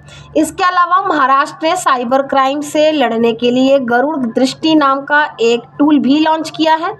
इंफ्रास्ट्रक्चर में भी कुछ अपडेट्स हैं। फास्ट टैग के लिए 3,000 का एक वार्षिक पास शुरू किया है।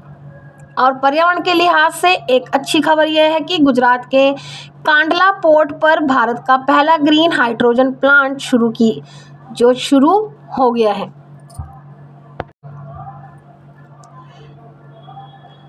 और एक मील का पत्थर, भारत अब दुनिया का 5वां सबसे बड़ा रिएक्शन मार्केट बन गया है। देखिए, विक्रम चिप का बनना और दुनिया का 5वां सबसे बड़ा एशियन मार्केट बनना, यह दोनों खबरें एक ही कहानी कहती हैं। भारत अब सिर्फ एक बड़ा बाजार नहीं बल्कि एक निर्माता और एक ग्लोबल कनेक्टर भी बन रहा है। अब अंतर्राष्ट्रीय मंच पर चलते हैं। भारत जापान का 15वां शिखर सम्मेलन हुआ और इसमें एक बहुत ही रोमांचक खबर आई। इसरो और जकासा यानी कि जापान की स्पेस एजेंसी मिलकर चंद्रयान 5 पर काम करेंगे। यह स्पेस डिप्लोमेसी का एक बेहतरीन उदाहरण है। लुपेक्स नाम का यह मिशन चांद के दक्षिणी ध्रुव पर पानी और संसाधनों की खोज को आगे बढ़ाएगा। वहीं दूसरी तरफ चीन के विदेश मंत्री वांग यी ने भी भारत का दौरा किया, जो दोनों देशों के बीच तनाव को देखते हुए एक महत्वपूर्ण घटना थी। लेकिन एक खबर ऐसी भी है जो वाकई में परेशान करने वाली है। प्रशांत महासागर के एक छोटे से देश तवालू ने अपनी पूरी आबादी को ऑस्ट्रेलिया में शिफ्ट करने के लिए एक नियोजित प्रवासन कार्यक्रम शुरू किया है। ये पॉइंट नोट करेंगे यहाँ पर आप। वजह है जलवायु परिवर्तन। यह खबर दिल दहला देने वाली है। यह शायद इतिहास में पहली बार हो रहा है कि एक देश को जलवायु परिवर्तन के कारण अपनी जमीन छोड़कर अपना अस्तित्व बचाने की योजना बनानी पड़ रही है। यह हमें बताता है कि क्लाइमेट चेंज अब सिर्फ पर्यावरण का मुद्दा नहीं रहा, यह एक मानवीय संकट और राष्ट्रीय सुरक्षा का मुद्दा बन चुका है। इसका असर आने वाले समय में वैश्विक कूटनीति पर गहरा प्रभाव पड़ेगा। दुनिया में जहां एक तरफ तवालू जैसा संकट है, वहीं नागोर्नो काराबाख में अज़रबैजान और आर्मेनिया के बीच शांति समझौते की एक अच्छी खबर भी है। लेकिन अमेरिका से व्यापार के मोर्चे पर एक झटका लगा, जहां भारतीय निर्यातकों पर 50% टैरिफ लगाया गया है और पड़ोस में भूटान में टाटा पावर के सहयोग से दुर्जिलंग हाइड्रो प्रोजेक्ट शुरू हुआ है। यह भारत भूटान के मजबूत ऊर्जा संबंधों को दिखाता है। एक तरफ वैश्विक तनाव है तो दूसरी तरफ क्षेत्रीय सहयोग भी मजबूत हो रहा है। चलिए अब देश के अलग अलग राज्यों की दिलचस्प खबरों पर नजर डालते हैं। महाराष्ट्र के मुंबई में मौली नाम से देश का पहला ऐसा क्लीन सिटी फूड हब शुरू हुआ है, जिसे पूरी तरह से महिलाएं चलाती हैं। महिला सशक्तिकरण का ये एक शानदार मॉडल है। और गुजरात से भी ऑटोमोबाइल सेक्टर के लिए बड़ी खबर है। प्रधानमंत्री ने मारुति सुजुकी की पहली made in India electric car Vitara को हरी झंडी दिखाई है। यह भारत के ईवी इकोसिस्टम के लिए एक मील का पत्थर है। यह देखना दिलचस्प है कि कैसे हम एक तरफ राजस्थान के थार रेगिस्तान में राटा दिया है नाम के एक नई सिंधु घाटी सभ्यता की साइट खोज रहे हैं, और दूसरी तरफ दिल्ली विधानसभा को पूरी तरह से डिजिटल और सौर ऊर्जा से चलाने वाला बना रहे हैं। यह विरासत और आधुनिकता का संतुलन ही भारत की असली कहानी है। इसी कड़ी में मध्य प्रदेश के जबलपुर में पहले हिंदी माध्यम के MBBS कॉलेज का उद्घाटन हुआ, जो शिक्षा और ज़्यादा सुलभ बनाने की कोशिश है। वहीं उत्तराखंड के उत्तरकाशी में बादल फटने की एक दुखद घटना भी हुई। विरासत और आधुनिकता के इसी संतुलन की बात को आगे बढ़ाते हुए कुछ और राज्यों की योजनाओं को देखते हैं। केरल भारत का पहला 100% डिजिटल साक्षर राज्य बन गया है। यह बहुत बड़ी उपलब्धि है। डिजिटल इंडिया का सपना तब तक पूरा नहीं होगा जब तक हर नागरिक डिजिटल रूप से साक्षर ना हो।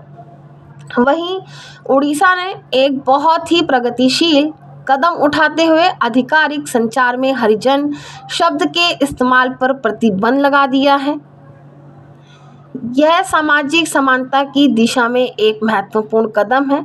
पश्चिम बंगाल ने प्रवासी मजदूरों के लिए श्रमश्री योजना शुरू की है। तेलंगाना में बच्चों को बचाने के लिए ऑपरेशन मुस्कान 11 चलाया गया और उत्तर प्रदेश ने अंतरिक्ष यानी शुभांशु शुक्ला के नाम पर एक छात्रवृत्ति योजना शुरू की है। और इस केंद्र सरकार की एक बड़ी घोषणा हुई, PM विकसित भारत रोजगार योजना। इसका लक्ष्य 2 साल में 3.5 करोड़ नौकरियां पैदा करना है। यह सभी योजनाएं जर्मनी स्तर पर बदलाव लाने की कोशिशें हैं, चाहे वे सामाजिक सम्मान हो, श्रमिकों की सुरक्षा हो या रोजगार पैदा करना हो। अगस्त का महीना कई बड़े सम्मेलनों और सैन्य अभ्यासों का भी गवाह बना। चीन के तियानजिंग में SEO का 25वां शिखर सम्मेलन हुआ। भारत में प्रधानमंत्री ने नई दिल्ली में सेमिकॉन इंडिया 2025 का उद्घाटन किया। सेमिकॉन इंडिया का आयोजन दिखाता है कि विक्रम चिप सिर्फ एक शुरुआत है और भारत सेमीकंडक्टर निर्माण के लिए एक पूरी इकोसिस्टम बनाने के लिए कितना गंभीर है। इसके अलावा विशाखापट्टनम में ई-गवर्नेंस पर 28वां राष्ट्रीय सम्मेलन भी हुआ। सैन्य मोर्चे पर भारत में अमेरिका के साथ अलास्का में एक्स युद्ध अभ्यास किया, थाईलैंड के साथ मेघालय में एक्स मैत्री और श्रीलंका के साथ कोलंबो में नौसैनिक अभ्यास SLINX 25 किया। यह सैन्य अभ्यास सिर्फ ट्रेनिंग नहीं होते, यह कूटनीतिक संदेश भी होते हैं। अमेरिका, थाईलैंड और श्रीलंका जैसे देशों के साथ यह अभ्यास हिंद प्रशांत क्षेत्र में भारत की बढ़ती रणनीतिक साझेदारी को दर्शाते हैं। अब कुछ रोमांचक खबरें विज्ञान और अंतरिक्ष की दुनिया से। भारत ने अपने स्पेस स्टेशन भारतीय अंतरिक्ष स्टेशन का लक्ष्य 2030 से 35 रखा है। यह भारत की अंतरिक्ष महत्वाकांक्षाओं को एक नई ऊंचाई पर ले जाता है। अब सिर्फ सैटेलाइट भेजने वाले देश नहीं बल्कि अंतरिक्ष में अपनी स्थायी उपस्थिति बनाने की दिशा में काम कर रहे हैं। इसी से जुड़ी एक और दिलचस्प पहल लद्दाख में हुई है, होप एनालॉग स्टेशन। यह होप क्या है? इसका पूरा नाम है ह्यूमन आउटर प्लैनेटरी एक्सप्लोरेशन। यह इसरो द्वारा बनाया गया एक ऐसा स्टेशन है जहां भविष्य के मंगल या चांद मिशनों के लिए अंतरिक्ष यात्रियों को ट्रेनिंग दी जाएगी। लद्दाख का वातावरण पृथ्वी पर मंगल ग्रह के सबसे करीब माना जाता है और अंतरिक्ष में नासा ने यूरेनस का 29वां चंद्रमा S25U1 खोजा है और एक भारतीय अंतरिक्ष यात्री ने उत्तरी अटलांटिक में 502 मीटर की गहरी यानी कि गहराई तक गोता लगाकर एक नया रिकॉर्ड बनाया है। और 23 अगस्त को राष्ट्रीय अंतरिक्ष दिवस मनाया गया है, जिसकी थीम था आर्यभट्ट से गगनयान। यह थीम अपने आप में भारत की पूरी अंतरिक्ष यात्रा को समेट लेता है, हमारे पहले सैटेलाइट से लेकर हमारे पहले मानव मिशन तक। चलिए पुरस्कारों और खेल की दुनिया में चलते हैं।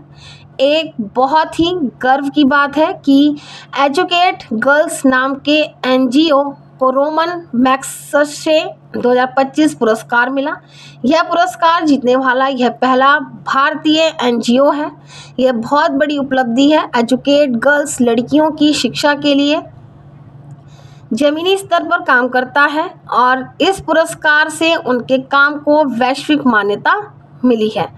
वहीं विश्व प्रतिस्पर्धात्मक रैंकिंग में भारत 41वें स्थान पर रहा और लोकमान्य तिलक पुरस्कार नितिन गडकरी को दिया गया है। और कृषि के क्षेत्र में एमएस स्वामीनाथन पुरस्कार नाइजीरिया के प्रोफेसर एडेमोला को मिला।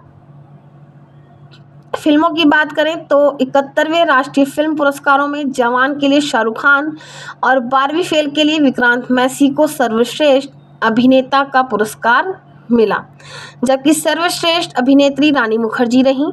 खेल की दुनिया में यह महीना बदलावों और जीतों का रहा। एक तरफ क्रिकेट के दीवार कहे जाने वाले चेतेश्वर पुजारा ने संन्यास की घोषणा की, जो एक युग का अंत है, तो दूसरी तरफ एक नए खेल में भारत का दबदबा देखने को मिला।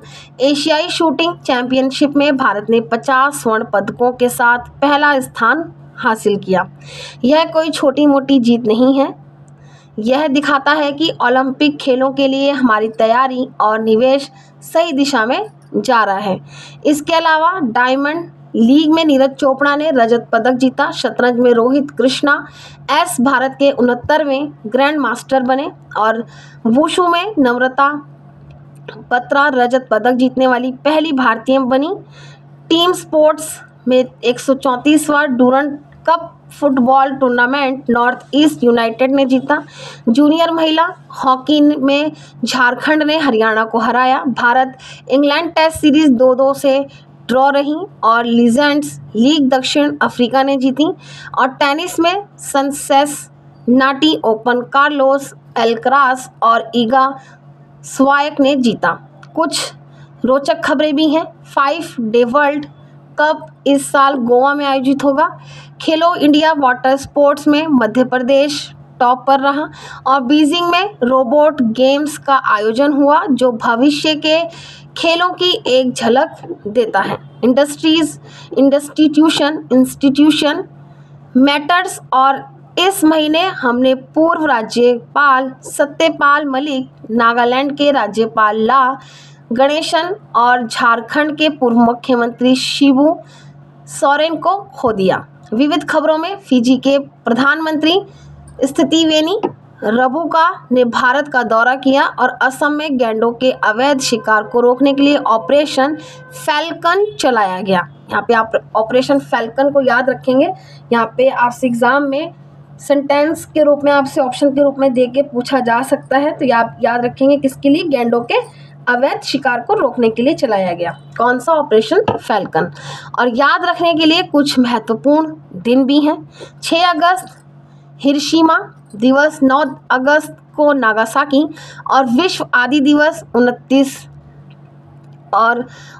अगस्त राष्ट्रीय खेल दिवस याद रखने हैं आपने। तो यह थी अगस्त 2025 की पूरी तस्वीर। तो चलिए अब चलते हैं अगले महीने यानी कि सितंबर की ओर। सितंबर 2025 के करंट अफेयर्स पर हमारे आसपास इस महीने की घटनाओं का पूरा कच्चा चिट्ठा है और आज हम इसी की गहराई में उतरेंगे। हमारा मिशन सिर्फ यह जानना नहीं कि क्या हुआ, बल्कि यह समझना है कि इसका मतलब क्या है। सितंबर में कई ऐसी खबरें हैं जो ऊपर से देखने में अलग अलग लगती हैं, लेकिन जब आप उन्हें जोड़कर देखते हैं तो भविष्य के ट्रेंड्स की एक साफ तस्वीर उभर कर आती है। चाहे वे गवर्नेंस में एआई का दखल हो या क्रिकेट बोर्ड में बदलाव हो, आज उन्हीं डॉट्स को कनेक्ट करने की कोशिश करेंगे। तो शुरुआत करते हैं नियुक्तियों से, जहां इस महीने काफ़ी हलचल रही। सबसे पहले आरबीआई में एक बड़ा बदलाव हुआ। शीश चंद्र मुर्मू को नया डिप्टी गवर्नर बनाया गया एम राजेश्वर राव की जगह पर, और रेलवे में सतीश कुमार को रेलवे बोर्ड के चेयरमैन के तौर पर रिअपॉइंट किया गया। और इन दोनों नियुक्तियों में एक दिलचस्प पैटर्न है। एक तरफ बदलाव दूसरी तरफ निरंतरता। आरबीआई नया चेहरा लाना शायद, यानी कि आरबीआई में नया चेहरा लाना शायद मॉनिटरी पॉलिसी को एक नई दिशा देने की कोशिश है। जबकि रेलवे बोर्ड में सतीश कुमार का बने रहना दिखाता है कि सरकार जो बड़े इंफ्रास्ट्रक्चर प्रोजेक्ट्स चला रही है उनमें कोई रुकावट नहीं चाहती। यह तो बहुत अच्छा पॉइंट है। और इसी कड़ी में एक बड़ी संवैधानिक नियुक्ति भी हुई। सीपी राधाकृष्णन भारत के 15वें उपराष्ट्रपति बने हैं और उनके सचिव के तौर पर अमित खरे को नियुक्त किया गया है। साथ ही एक और प्रशासनिक फैसला, गुजरात के गवर्नर आचार्य देवव्रत को महाराष्ट्र का एडिशनल चार्ज दिया गया है। उपराष्ट्रपति का पद संवैधानिक रूप से बहुत अहम है क्योंकि वह राज्यसभा के सभापति भी होते हैं। यहाँ पे आप पॉइंट को नोट रखेंगे। और गवर्नर को एडिशनल चार्ज देना अक्सर एक अस्थायी व्यवस्था होती है, लेकिन इससे यह भी पता चलता है कि हमारा एडमिनिस्ट्रेशन कितना फ्लेक्सिबल है। सर्विस एक्सटेंशन और एक काफ़ी अलग तरह की नियुक्ति हुई है। एक्ट्रेस कृति सेनन को यूएफपीए ने लैंगिक समानता के लिए अपना एम्बेसडर बनाया है। सीडीएस का सेवा विस्तार इस वक्त बहुत मायने रखता है, खास तौर पर थिएटर कमांड्स के इंटीग्रेशन के लिए। ये एक बहुत जटिल प्रक्रिया है जिसे बीच में नेतृत्व बदलने से झटका लग सकता है। जनरल चौहान इस प्रोजेक्ट के आर्किटेक्ट रहे हैं, तो उनका बने रहना यह सुनिश्चित करेगा कि तीनों सेनाओं के बीच तालमेल का काम पटरी से ना उतरे। लेकिन यह जो सेलिब्रिटी एम्बेसडर वाली बात है, क्या इससे वाकई ज़मीनी स्तर पर कोई ठोस बदलाव आता है? यह तो सिर्फ एक पीआर एक्सरसाइज बनकर रह जाता है। यह एक जायज़ सवाल है यहाँ पर। अक्सर यह सिर्फ सुर्खियाँ बटोरने के लिए होती हैं, लेकिन इस मामले में यूएनएफपीए का फोकस युवाओं पर है और कृति सेनन की अपील सीधे उसी डेमोग्राफिक से है। अगर वह इस प्लेटफॉर्म का इस्तेमाल सिर्फ फोटो ऑप्स के बजाय असल संवाद शुरू करने के लिए करती हैं तो इसका असर हो सकता है। उम्मीद है तो यही है। चलिए कुछ और नियुक्तियों पर नज़र डालते हैं। Vandana Gupta controller general of communications accounts बनी हैं और न्यायपालिका में भी जो है नए चेहरे आए हैं। पटना हाई कोर्ट में जस्टिस पवन कुमार, बॉम्बे में जस्टिस श्री चंद्रशेखर और मणिपुर में जस्टिस एम सुंदर। तो एक तरफ न्यायपालिका में नए चेहरे आ रहे हैं, वहीं दूसरी तरफ देश की अर्थव्यवस्था और खेल को चलाने वाले संगठनों में भी बड़े बदलाव हुए हैं। एनएससी के चेयरमैन अब श्रीनिवास एनजेती, लेकिन उन सबकी नज़र बीसीसीआई पर है, जहां मिथुन मनाहस ने रजर बिन्नी की जगह ली है। और बीसीसीआई का यह बदलाव दिलचस्प है क्योंकि रजर बिन्नी का कार्यकाल अंतर्राष्ट्रीय कैलेंडर और ब्रॉडकास्टिंग राइट्स पे ज़्यादा केंद्रित था। मिथुन मनाज जो घरेलू क्रिकेट से गहरे जुड़े रहे हैं, शायद अब रणजी ट्रॉफी के स्ट्रक्चर पर ज़्यादा ध्यान दें। मतलब अब शायद घरेलू क्रिकेट के अच्छे दिन आने वाले हैं। इसके अलावा आर वेंकट रमणी को अटॉर्नी जनरल के रूप में फिर से नियुक्त किया गया है और टीसीए कल्याणी नई कंट्रोलर जनरल ऑफ अकाउंट्स बनी हैं और दुनिया भर में भी नए नेता सामने आए हैं। जैसे ही थाईलैंड में अनुथिन चरविराकुल, यूके में डिप्टी पीएम डेविड लेमी और फ्रांस में सेबेस्टियन लिकनू, और इन सब में सबसे ऐतिहासिक है नेपाल की खबर सुशीला कार्की। वहाँ की अंतरिम सरकार की पहली महिला प्रधानमंत्री बनी है। यह पूरे दक्षिण एशिया में महिला नेतृत्व के लिए एक बड़ा और सकारात्मक संकेत है। अब आते हैं भारत की कुछ ऐसी खबरों पर जो पहली बार हुई हैं। उत्तर प्रदेश के बुलंदशहर में अनोखी दुनिया नाम से दुनिया का पहला सिरामिक वेस्ट पार्क बन रहा है। यह क्या चीज़ है, इसको जानते हैं। यह एक शानदार पहल है। हमारे देश में सिरामिक फैक्ट्रियों से बहुत वेस्ट निकलता है, टूटी हुई टाइलें, कप, प्लेट्स, बहुत सारा। यह पार्क उसी कचरे का इस्तेमाल करके कलाकृतियाँ और पब्लिक स्पेस बना रहा है। मैंने इसकी कुछ तस्वीरें देखी हैं, यह वाकई कमाल का है। यह दिखाता है कि कचरा भी कितना खूबसूरत हो सकता है। और इसी तरह की एक और पहल मध्य प्रदेश के धार में हुई है, जहां देश के पहले PMMITR पार्क की आधारशिला रखी गई है। यह सामान्य टेक्सटाइल पार्क से अलग कैसे है? इसका मुख्य अंतर 5F विजन है। फॉर्म से फाइबर, फाइबर से फैक्ट्री, फैक्ट्री से फैशन और फैशन से फॉरेन। 5F1, ठीक है। यानी यह पार्क एक ही जगह पर कपास उगाने वाले किसान से लेकर धागा बनाने, कपड़ा रंगने और फिर विदेश भेजने तक पूरी सप्लाई चेन को इंटीग्रेट करने की कोशिश है। इससे लगता है इससे लागत और समय दोनों बचेंगे, मतलब वन स्टॉप शॉप जैसा कुछ। और पर्यावरण के क्षेत्र में भी एक अच्छी खबर है। तमिलनाडु के पाक बे में भारत के पहले डगोंग संरक्षण रिजर्व को IUCN ने मान्यता दे दी है, और यह बहुत ज़रूरी था। डगोंग, जिसे प्यार से समुद्री गाय भी कहते हैं, एक बहुत ही शांत और विलुप्त प्राय समुद्री जीव है। याद रखेंगे आप इसका नाम। रिजर्व को अंतर्राष्ट्रीय मान्यता मिलने का मतलब है कि अब इसके संरक्षण के लिए ज़्यादा फंड्स और ग्लोबल एक्सपर्टीज मिलेगी। देखिए, तकनीक की दुनिया में भी कुछ ऐसा ही हुआ है जो हमारी सांस्कृतिक विरासत को बचाने से जुड़ा है। आदिवासी नाम से भारत का पहला AI ट्रांसलेट लॉन्च हुआ है, जो जनजातीय भाषाओं के लिए है।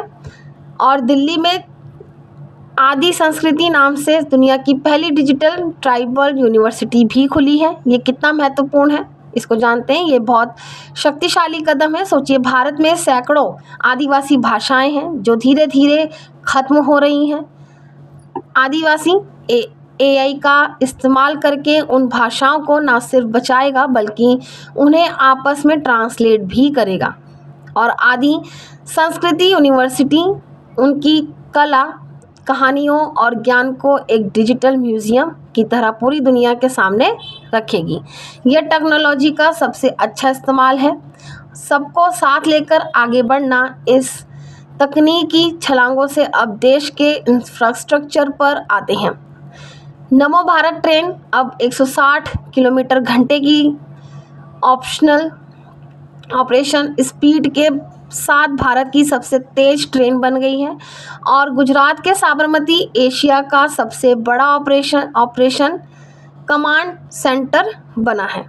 ये तो हाई स्पीड ट्रेनें क्या सिर्फ यात्रा का समय कम करने के लिए हैं? नहीं, यह सिर्फ समय ही कम नहीं करती बल्कि अपने रूट पर पड़ने वाले शहरों के लिए आर्थिक विकास के नए रास्ते भी खोलती हैं। एक नया इकोनॉमिक कॉरिडोर बना है, यानी कि बन रहा है, ठीक है।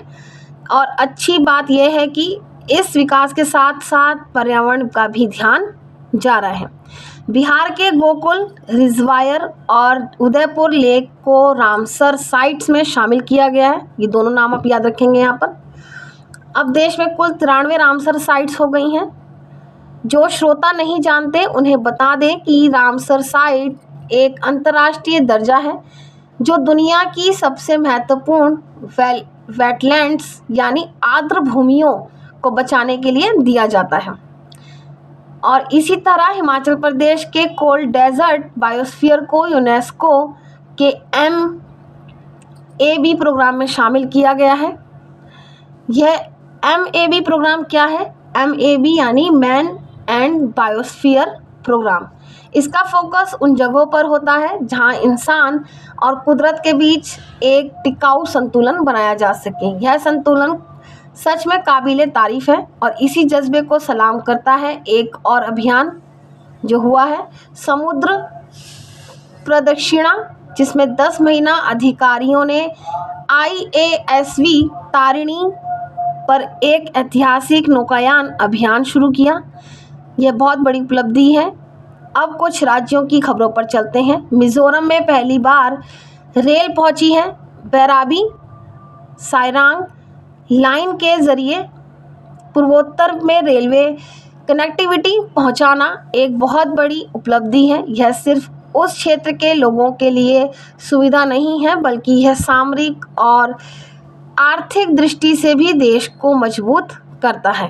कर्नाटक ने टियर 2 और टियर 3 शहरों के विकास के लिए लीप प्रोग्राम लॉन्च किया है और आंध्र प्रदेश में ऑपरेशन स्वर्ण के तहत तिरुपति की स्वर्णमुखी नदी को फिर से जीवित किया जा रहा है। ये दोनों ही योजनाएं दिखाती हैं कि अब फोकस सिर्फ बड़े मेट्रो स्टेशन पर नहीं है और बिहार में मुख्यमंत्री महिला रोजगार योजना शुरू हुई है, जिसमें महिलाओं को स्वरोजगार के लिए 10,000 की मदद दी जा रही है। 10,000 शायद बड़ी रकम ना लगे, लेकिन किसी महिला के लिए अपना छोटा सा काम शुरू करने के लिए एक बड़ी शुरुआत हो सकती है। अब देश से बाहर की दुनिया पर नज़र डालते हैं। मॉरिशस और सिंगापुर के प्रधानमंत्री ने भारत का दौरा किया। वहीं ब्राज़ील के पूर्व राष्ट्रपति जायर बोल्सोनारो को तख्ता पलट की कोशिश के लिए 27 साल की जेल हुई है। बोल्सोनारो का मामला दुनिया भर में लोकतंत्र के लिए एक सबक है। यह एक कड़ा संदेश देता है कि लोकतांत्रिक संस्थाओं पर हमला करने के गंभीर परिणाम होते हैं। और अब एक ऐसी खबर जो सुनने में किसी साइंस फिक्शन फिल्म का प्लॉट लगती है। अल्बानिया ने डेला नाम की दुनिया की पहली AI जनरेटेड मिनिस्टर नियुक्त की हैं। क्या यह सच में हो रहा है? इसको जानते हैं। यह सच में हो रहा है। डेला का काम सरकारी सेवाओं पर पब्लिक फीडबैक को एनालाइज करना और सुधार के लिए सुझाव देना है। ये नोट करेंगे आप यहाँ पर। यह एक प्रोग्राम है, लेकिन यह भविष्य की एक झलक है। भविष्य की बात चल रही है तो इजराइल ने आयरन बीम नाम का एक नया high power laser defence system तैनात किया है और उधर चीन ने अमेरिका के H-1B वीज़ा के जवाब में टैलेंट को खींचने के लिए वीज़ा लॉन्च किया है। यह दोनों खबरें ग्लोबल कंपटीशन को दिखाती हैं। आयरन बीम डिफेंस टेक्नोलॉजी में एक बहुत बड़ा लीप है और चीन का वीज़ा इसे टैलेंट वॉर कह सकते हैं। यह दुनिया के बेस्ट ब्रेन को अपनी तरफ खींचने की एक सीधी लड़ाई है और इसी टैलेंट वॉर और टेक्नोलॉजी की रेस में भारत भी पीछे नहीं है। नई दिल्ली में सेमिकॉन इंडिया 2025 समिट हुई है। यह समिट सीधे तौर पर भारत की उस महत्वाकांक्षा से जुड़ी है जिसमें हम एक ग्लोबल सेमीकंडक्टर हब बनाना चाहते हैं। अगर हम चिप मैन्युफैक्चरिंग में आत्मनिर्भर हो जाते हैं तो यह हमारी अर्थव्यवस्था के लिए गेम चेंजर होगा। इस महीने कुछ और भी बड़ी समिट्स हुई। SEO समिट बीजिंग में हुई और G20 का भी अपडेट है। 2025 की बैठक दक्षिण अफ्रीका में होगी, जिसमें डोनाल्ड ट्रंप ने आने से मना कर दिया है। G20 जैसे मंचों पर नेताओं की उपस्थिति या अनुपस्थिति, यह सब वैश्विक राजनीति के बदलते समीकरणों को दर्शाती हैं। और दिल्ली में वर्ल्ड फूड इंडिया का भी आयोजन हुआ। चलिए अब उस सेगमेंट पर आते हैं जिसका सबको इंतज़ार है, खेल और महीना। यह भारत के लिए शानदार रहा। सबसे पहले क्रिकेट मेंस एशिया कप के फाइनल में भारत ने पाकिस्तान को 5 विकेट से हरा दिया। Abhishek Sharma player of the series रहे और हॉकी में भी कमाल हुआ। पुरुषों ने हॉकी एशिया कप में दक्षिण कोरिया को हराकर गोल्ड जीता, जो हमारा चौथा खिताब है। हालांकि महिला टीम चीन से हार कर सिल्वर ही जीत पाई। क्रिकेट में पाकिस्तान पर जीत तो हमेशा ही खास होती है, लेकिन हॉकी में पुरुषों का चौथा खिताब जीतना इस खेल में हमारी वापसी का एक महत्वपूर्ण और मजबूत संकेत है। घरेलू क्रिकेट में दिलीप ट्रॉफी सेंट्रल जोन ने जीती। अब वैश्विक खेलों की बात करते हैं। US open 2025 man singles Carlos Alcaraz ने और वुमेन सिंगल अरियाना सबालिंका ने जीता है। और शतरंज में एक और भारतीय सितारा चमका, वैशाली रमेश बाबू ने फीडे वुमेन ग्रैंड स्वीज जीता। वैशाली की जीत भारतीय शतरंज के लिए एक और गौरव का क्षण है, खासकर महिला शतरंज में। प्रज्ञानंद के बाद अब उनकी बहन वैशाली भी टॉप पर पहुंच रही हैं। वाकई और क्रिकेट में एक ज़बरदस्त रिकॉर्ड बना। स्मृति मंधाना ने सिर्फ 50 गेंदों में शतक लगाकर सबसे तेज सेंचुरी बनाने वाली भारतीय महिला क्रिकेटर का रिकॉर्ड अपने नाम कर लिया है।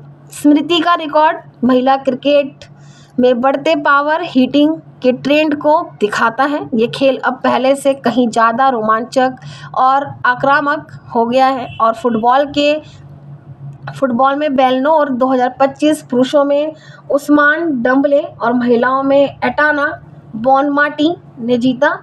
खेल के बाद अब रुख करते हैं कला और सम्मान का। इस साल का दादा साहेब फाल्के पुरस्कार मलयालम सिनेमा के लेजेंड मोहन लाल को दिया गया है। और 59वें नेशनल फिल्म अवार्ड्स में बेस्ट एक्टर का अवार्ड 2 लोगों को मिला, शाहरुख खान और विक्रांत मैसी 12th फेल और शाहरुख खान को जवान के लिए। और बेस्ट एक्ट्रेस रानी मुखर्जी बनी है। यह देखना दिलचस्प है कि नेशनल अवार्ड्स ने एक तरफ मास एंटरटेनर जवान को और दूसरी तरफ एक प्रेरणादायक सच्ची कहानी 12th फेल को एक साथ सराहा। और एक बात महत्वपूर्ण सम्मान जिसे एशिया का नोबेल पुरस्कार भी कहते हैं, रेमन मैग्से पुरस्कार इस बार भारतीय एनजीओ एजुकेट गर्ल्स को मिला है। मैग्सेसे पुरस्कार इस बात का सबूत है कि शिक्षा के क्षेत्र में खासकर लड़कियों की पढ़ाई के लिए ज़मीनी स्तर पर किया गया काम वैश्विक पहचान हासिल कर सकता है। और लता मंगेशकर पुरस्कार सोनू निगम को दिया गया। और अंत में कुछ रैंकिंग्स। ग्लोबल पीस इंडेक्स में भारत की रैंक 115 है और आइसलैंड टॉप पर। वहीं स्वच्छ वायु सर्वेक्षण में इंदौर ने एक बार फिर बाजी मारी है। इंदौर का लगातार स्वच्छता में टॉप पर रहना अब कोई संयोग नहीं है, यह एक मॉडल बन चुका है जिसे दूसरे शहर अपना सकते हैं। उच्च शिक्षा में NIRF रैंकिंग्स 2025 में IIT मद्रास और ओवरऑल कैटेगरी में टॉप रहा। और 2 सूचकांकों में हमारी रैंक एक ही है। ग्लोबल इनोवेशन इंडेक्स और ग्लोबल डिजिटल नोमेड रिपोर्ट दोनों में भारत 38वें स्थान पर है। इनोवेशन इंडेक्स में 38वें रैंक दिखाती है कि भारत धीरे धीरे R&D और इनोवेशन का एक बड़ा केंद्र बन रहा है। अब बात करते हैं रक्षा और विज्ञान की। भारत अमेरिका के बीच युद्धाभ्यास अलास्का में हुआ और भारत थाईलैंड के बीच मैत्री अभ्यास मेघालय में। संयुक्त सैन्य अभ्यास सिर्फ सैन्य तैयारी नहीं होते, क्या कूटनीतिक संदेश भी होते हैं। अलास्का में अभ्यास करना चीन और रूस दोनों के लिए एक संदेश है। भारत ने अपनी रक्षा क्षमताओं में भी इजाफा किया। अग्नि प्राइम बैलिस्टिक मिसाइल का सफल परीक्षण हुआ जिसकी रेंज 2000 किलोमीटर। और स्वदेशी फास्ट पेट्रोल वेसल ICGS अदम्य को भी नौसेना में शामिल किया गया। यह आत्मनिर्भर भारत की दिशा में बड़े और ठोस कदम है। विज्ञान में भी कुछ बड़ी घोषणाएं हुई हैं। चंद्रयान 5 अब भारत और जापान की जॉइंट मून मिशन होगा। चंद्रयान 5 में जापान का साथ आना स्पेस एक्सप्लोरेशन में भारत के बढ़ते कद को दिखाता है। दुनिया अब हमें एक ऐसी बराबर के सहयोगी के तौर पर देखती है। लद्दाख में होप स्टेशन यानी कि human outer planet exploration station स्थापित किया गया है। और VSSC ने भारत का पहला 32 बिट चिप विक्रम प्रोसेसर विकसित किया है। और यह विक्रम प्रोसेसर वाली खबर सीधे तौर पर उस सेमिकॉन इंडिया समिट से जुड़ती है जिसकी हमने बात की थी। आत्मनिर्भरता।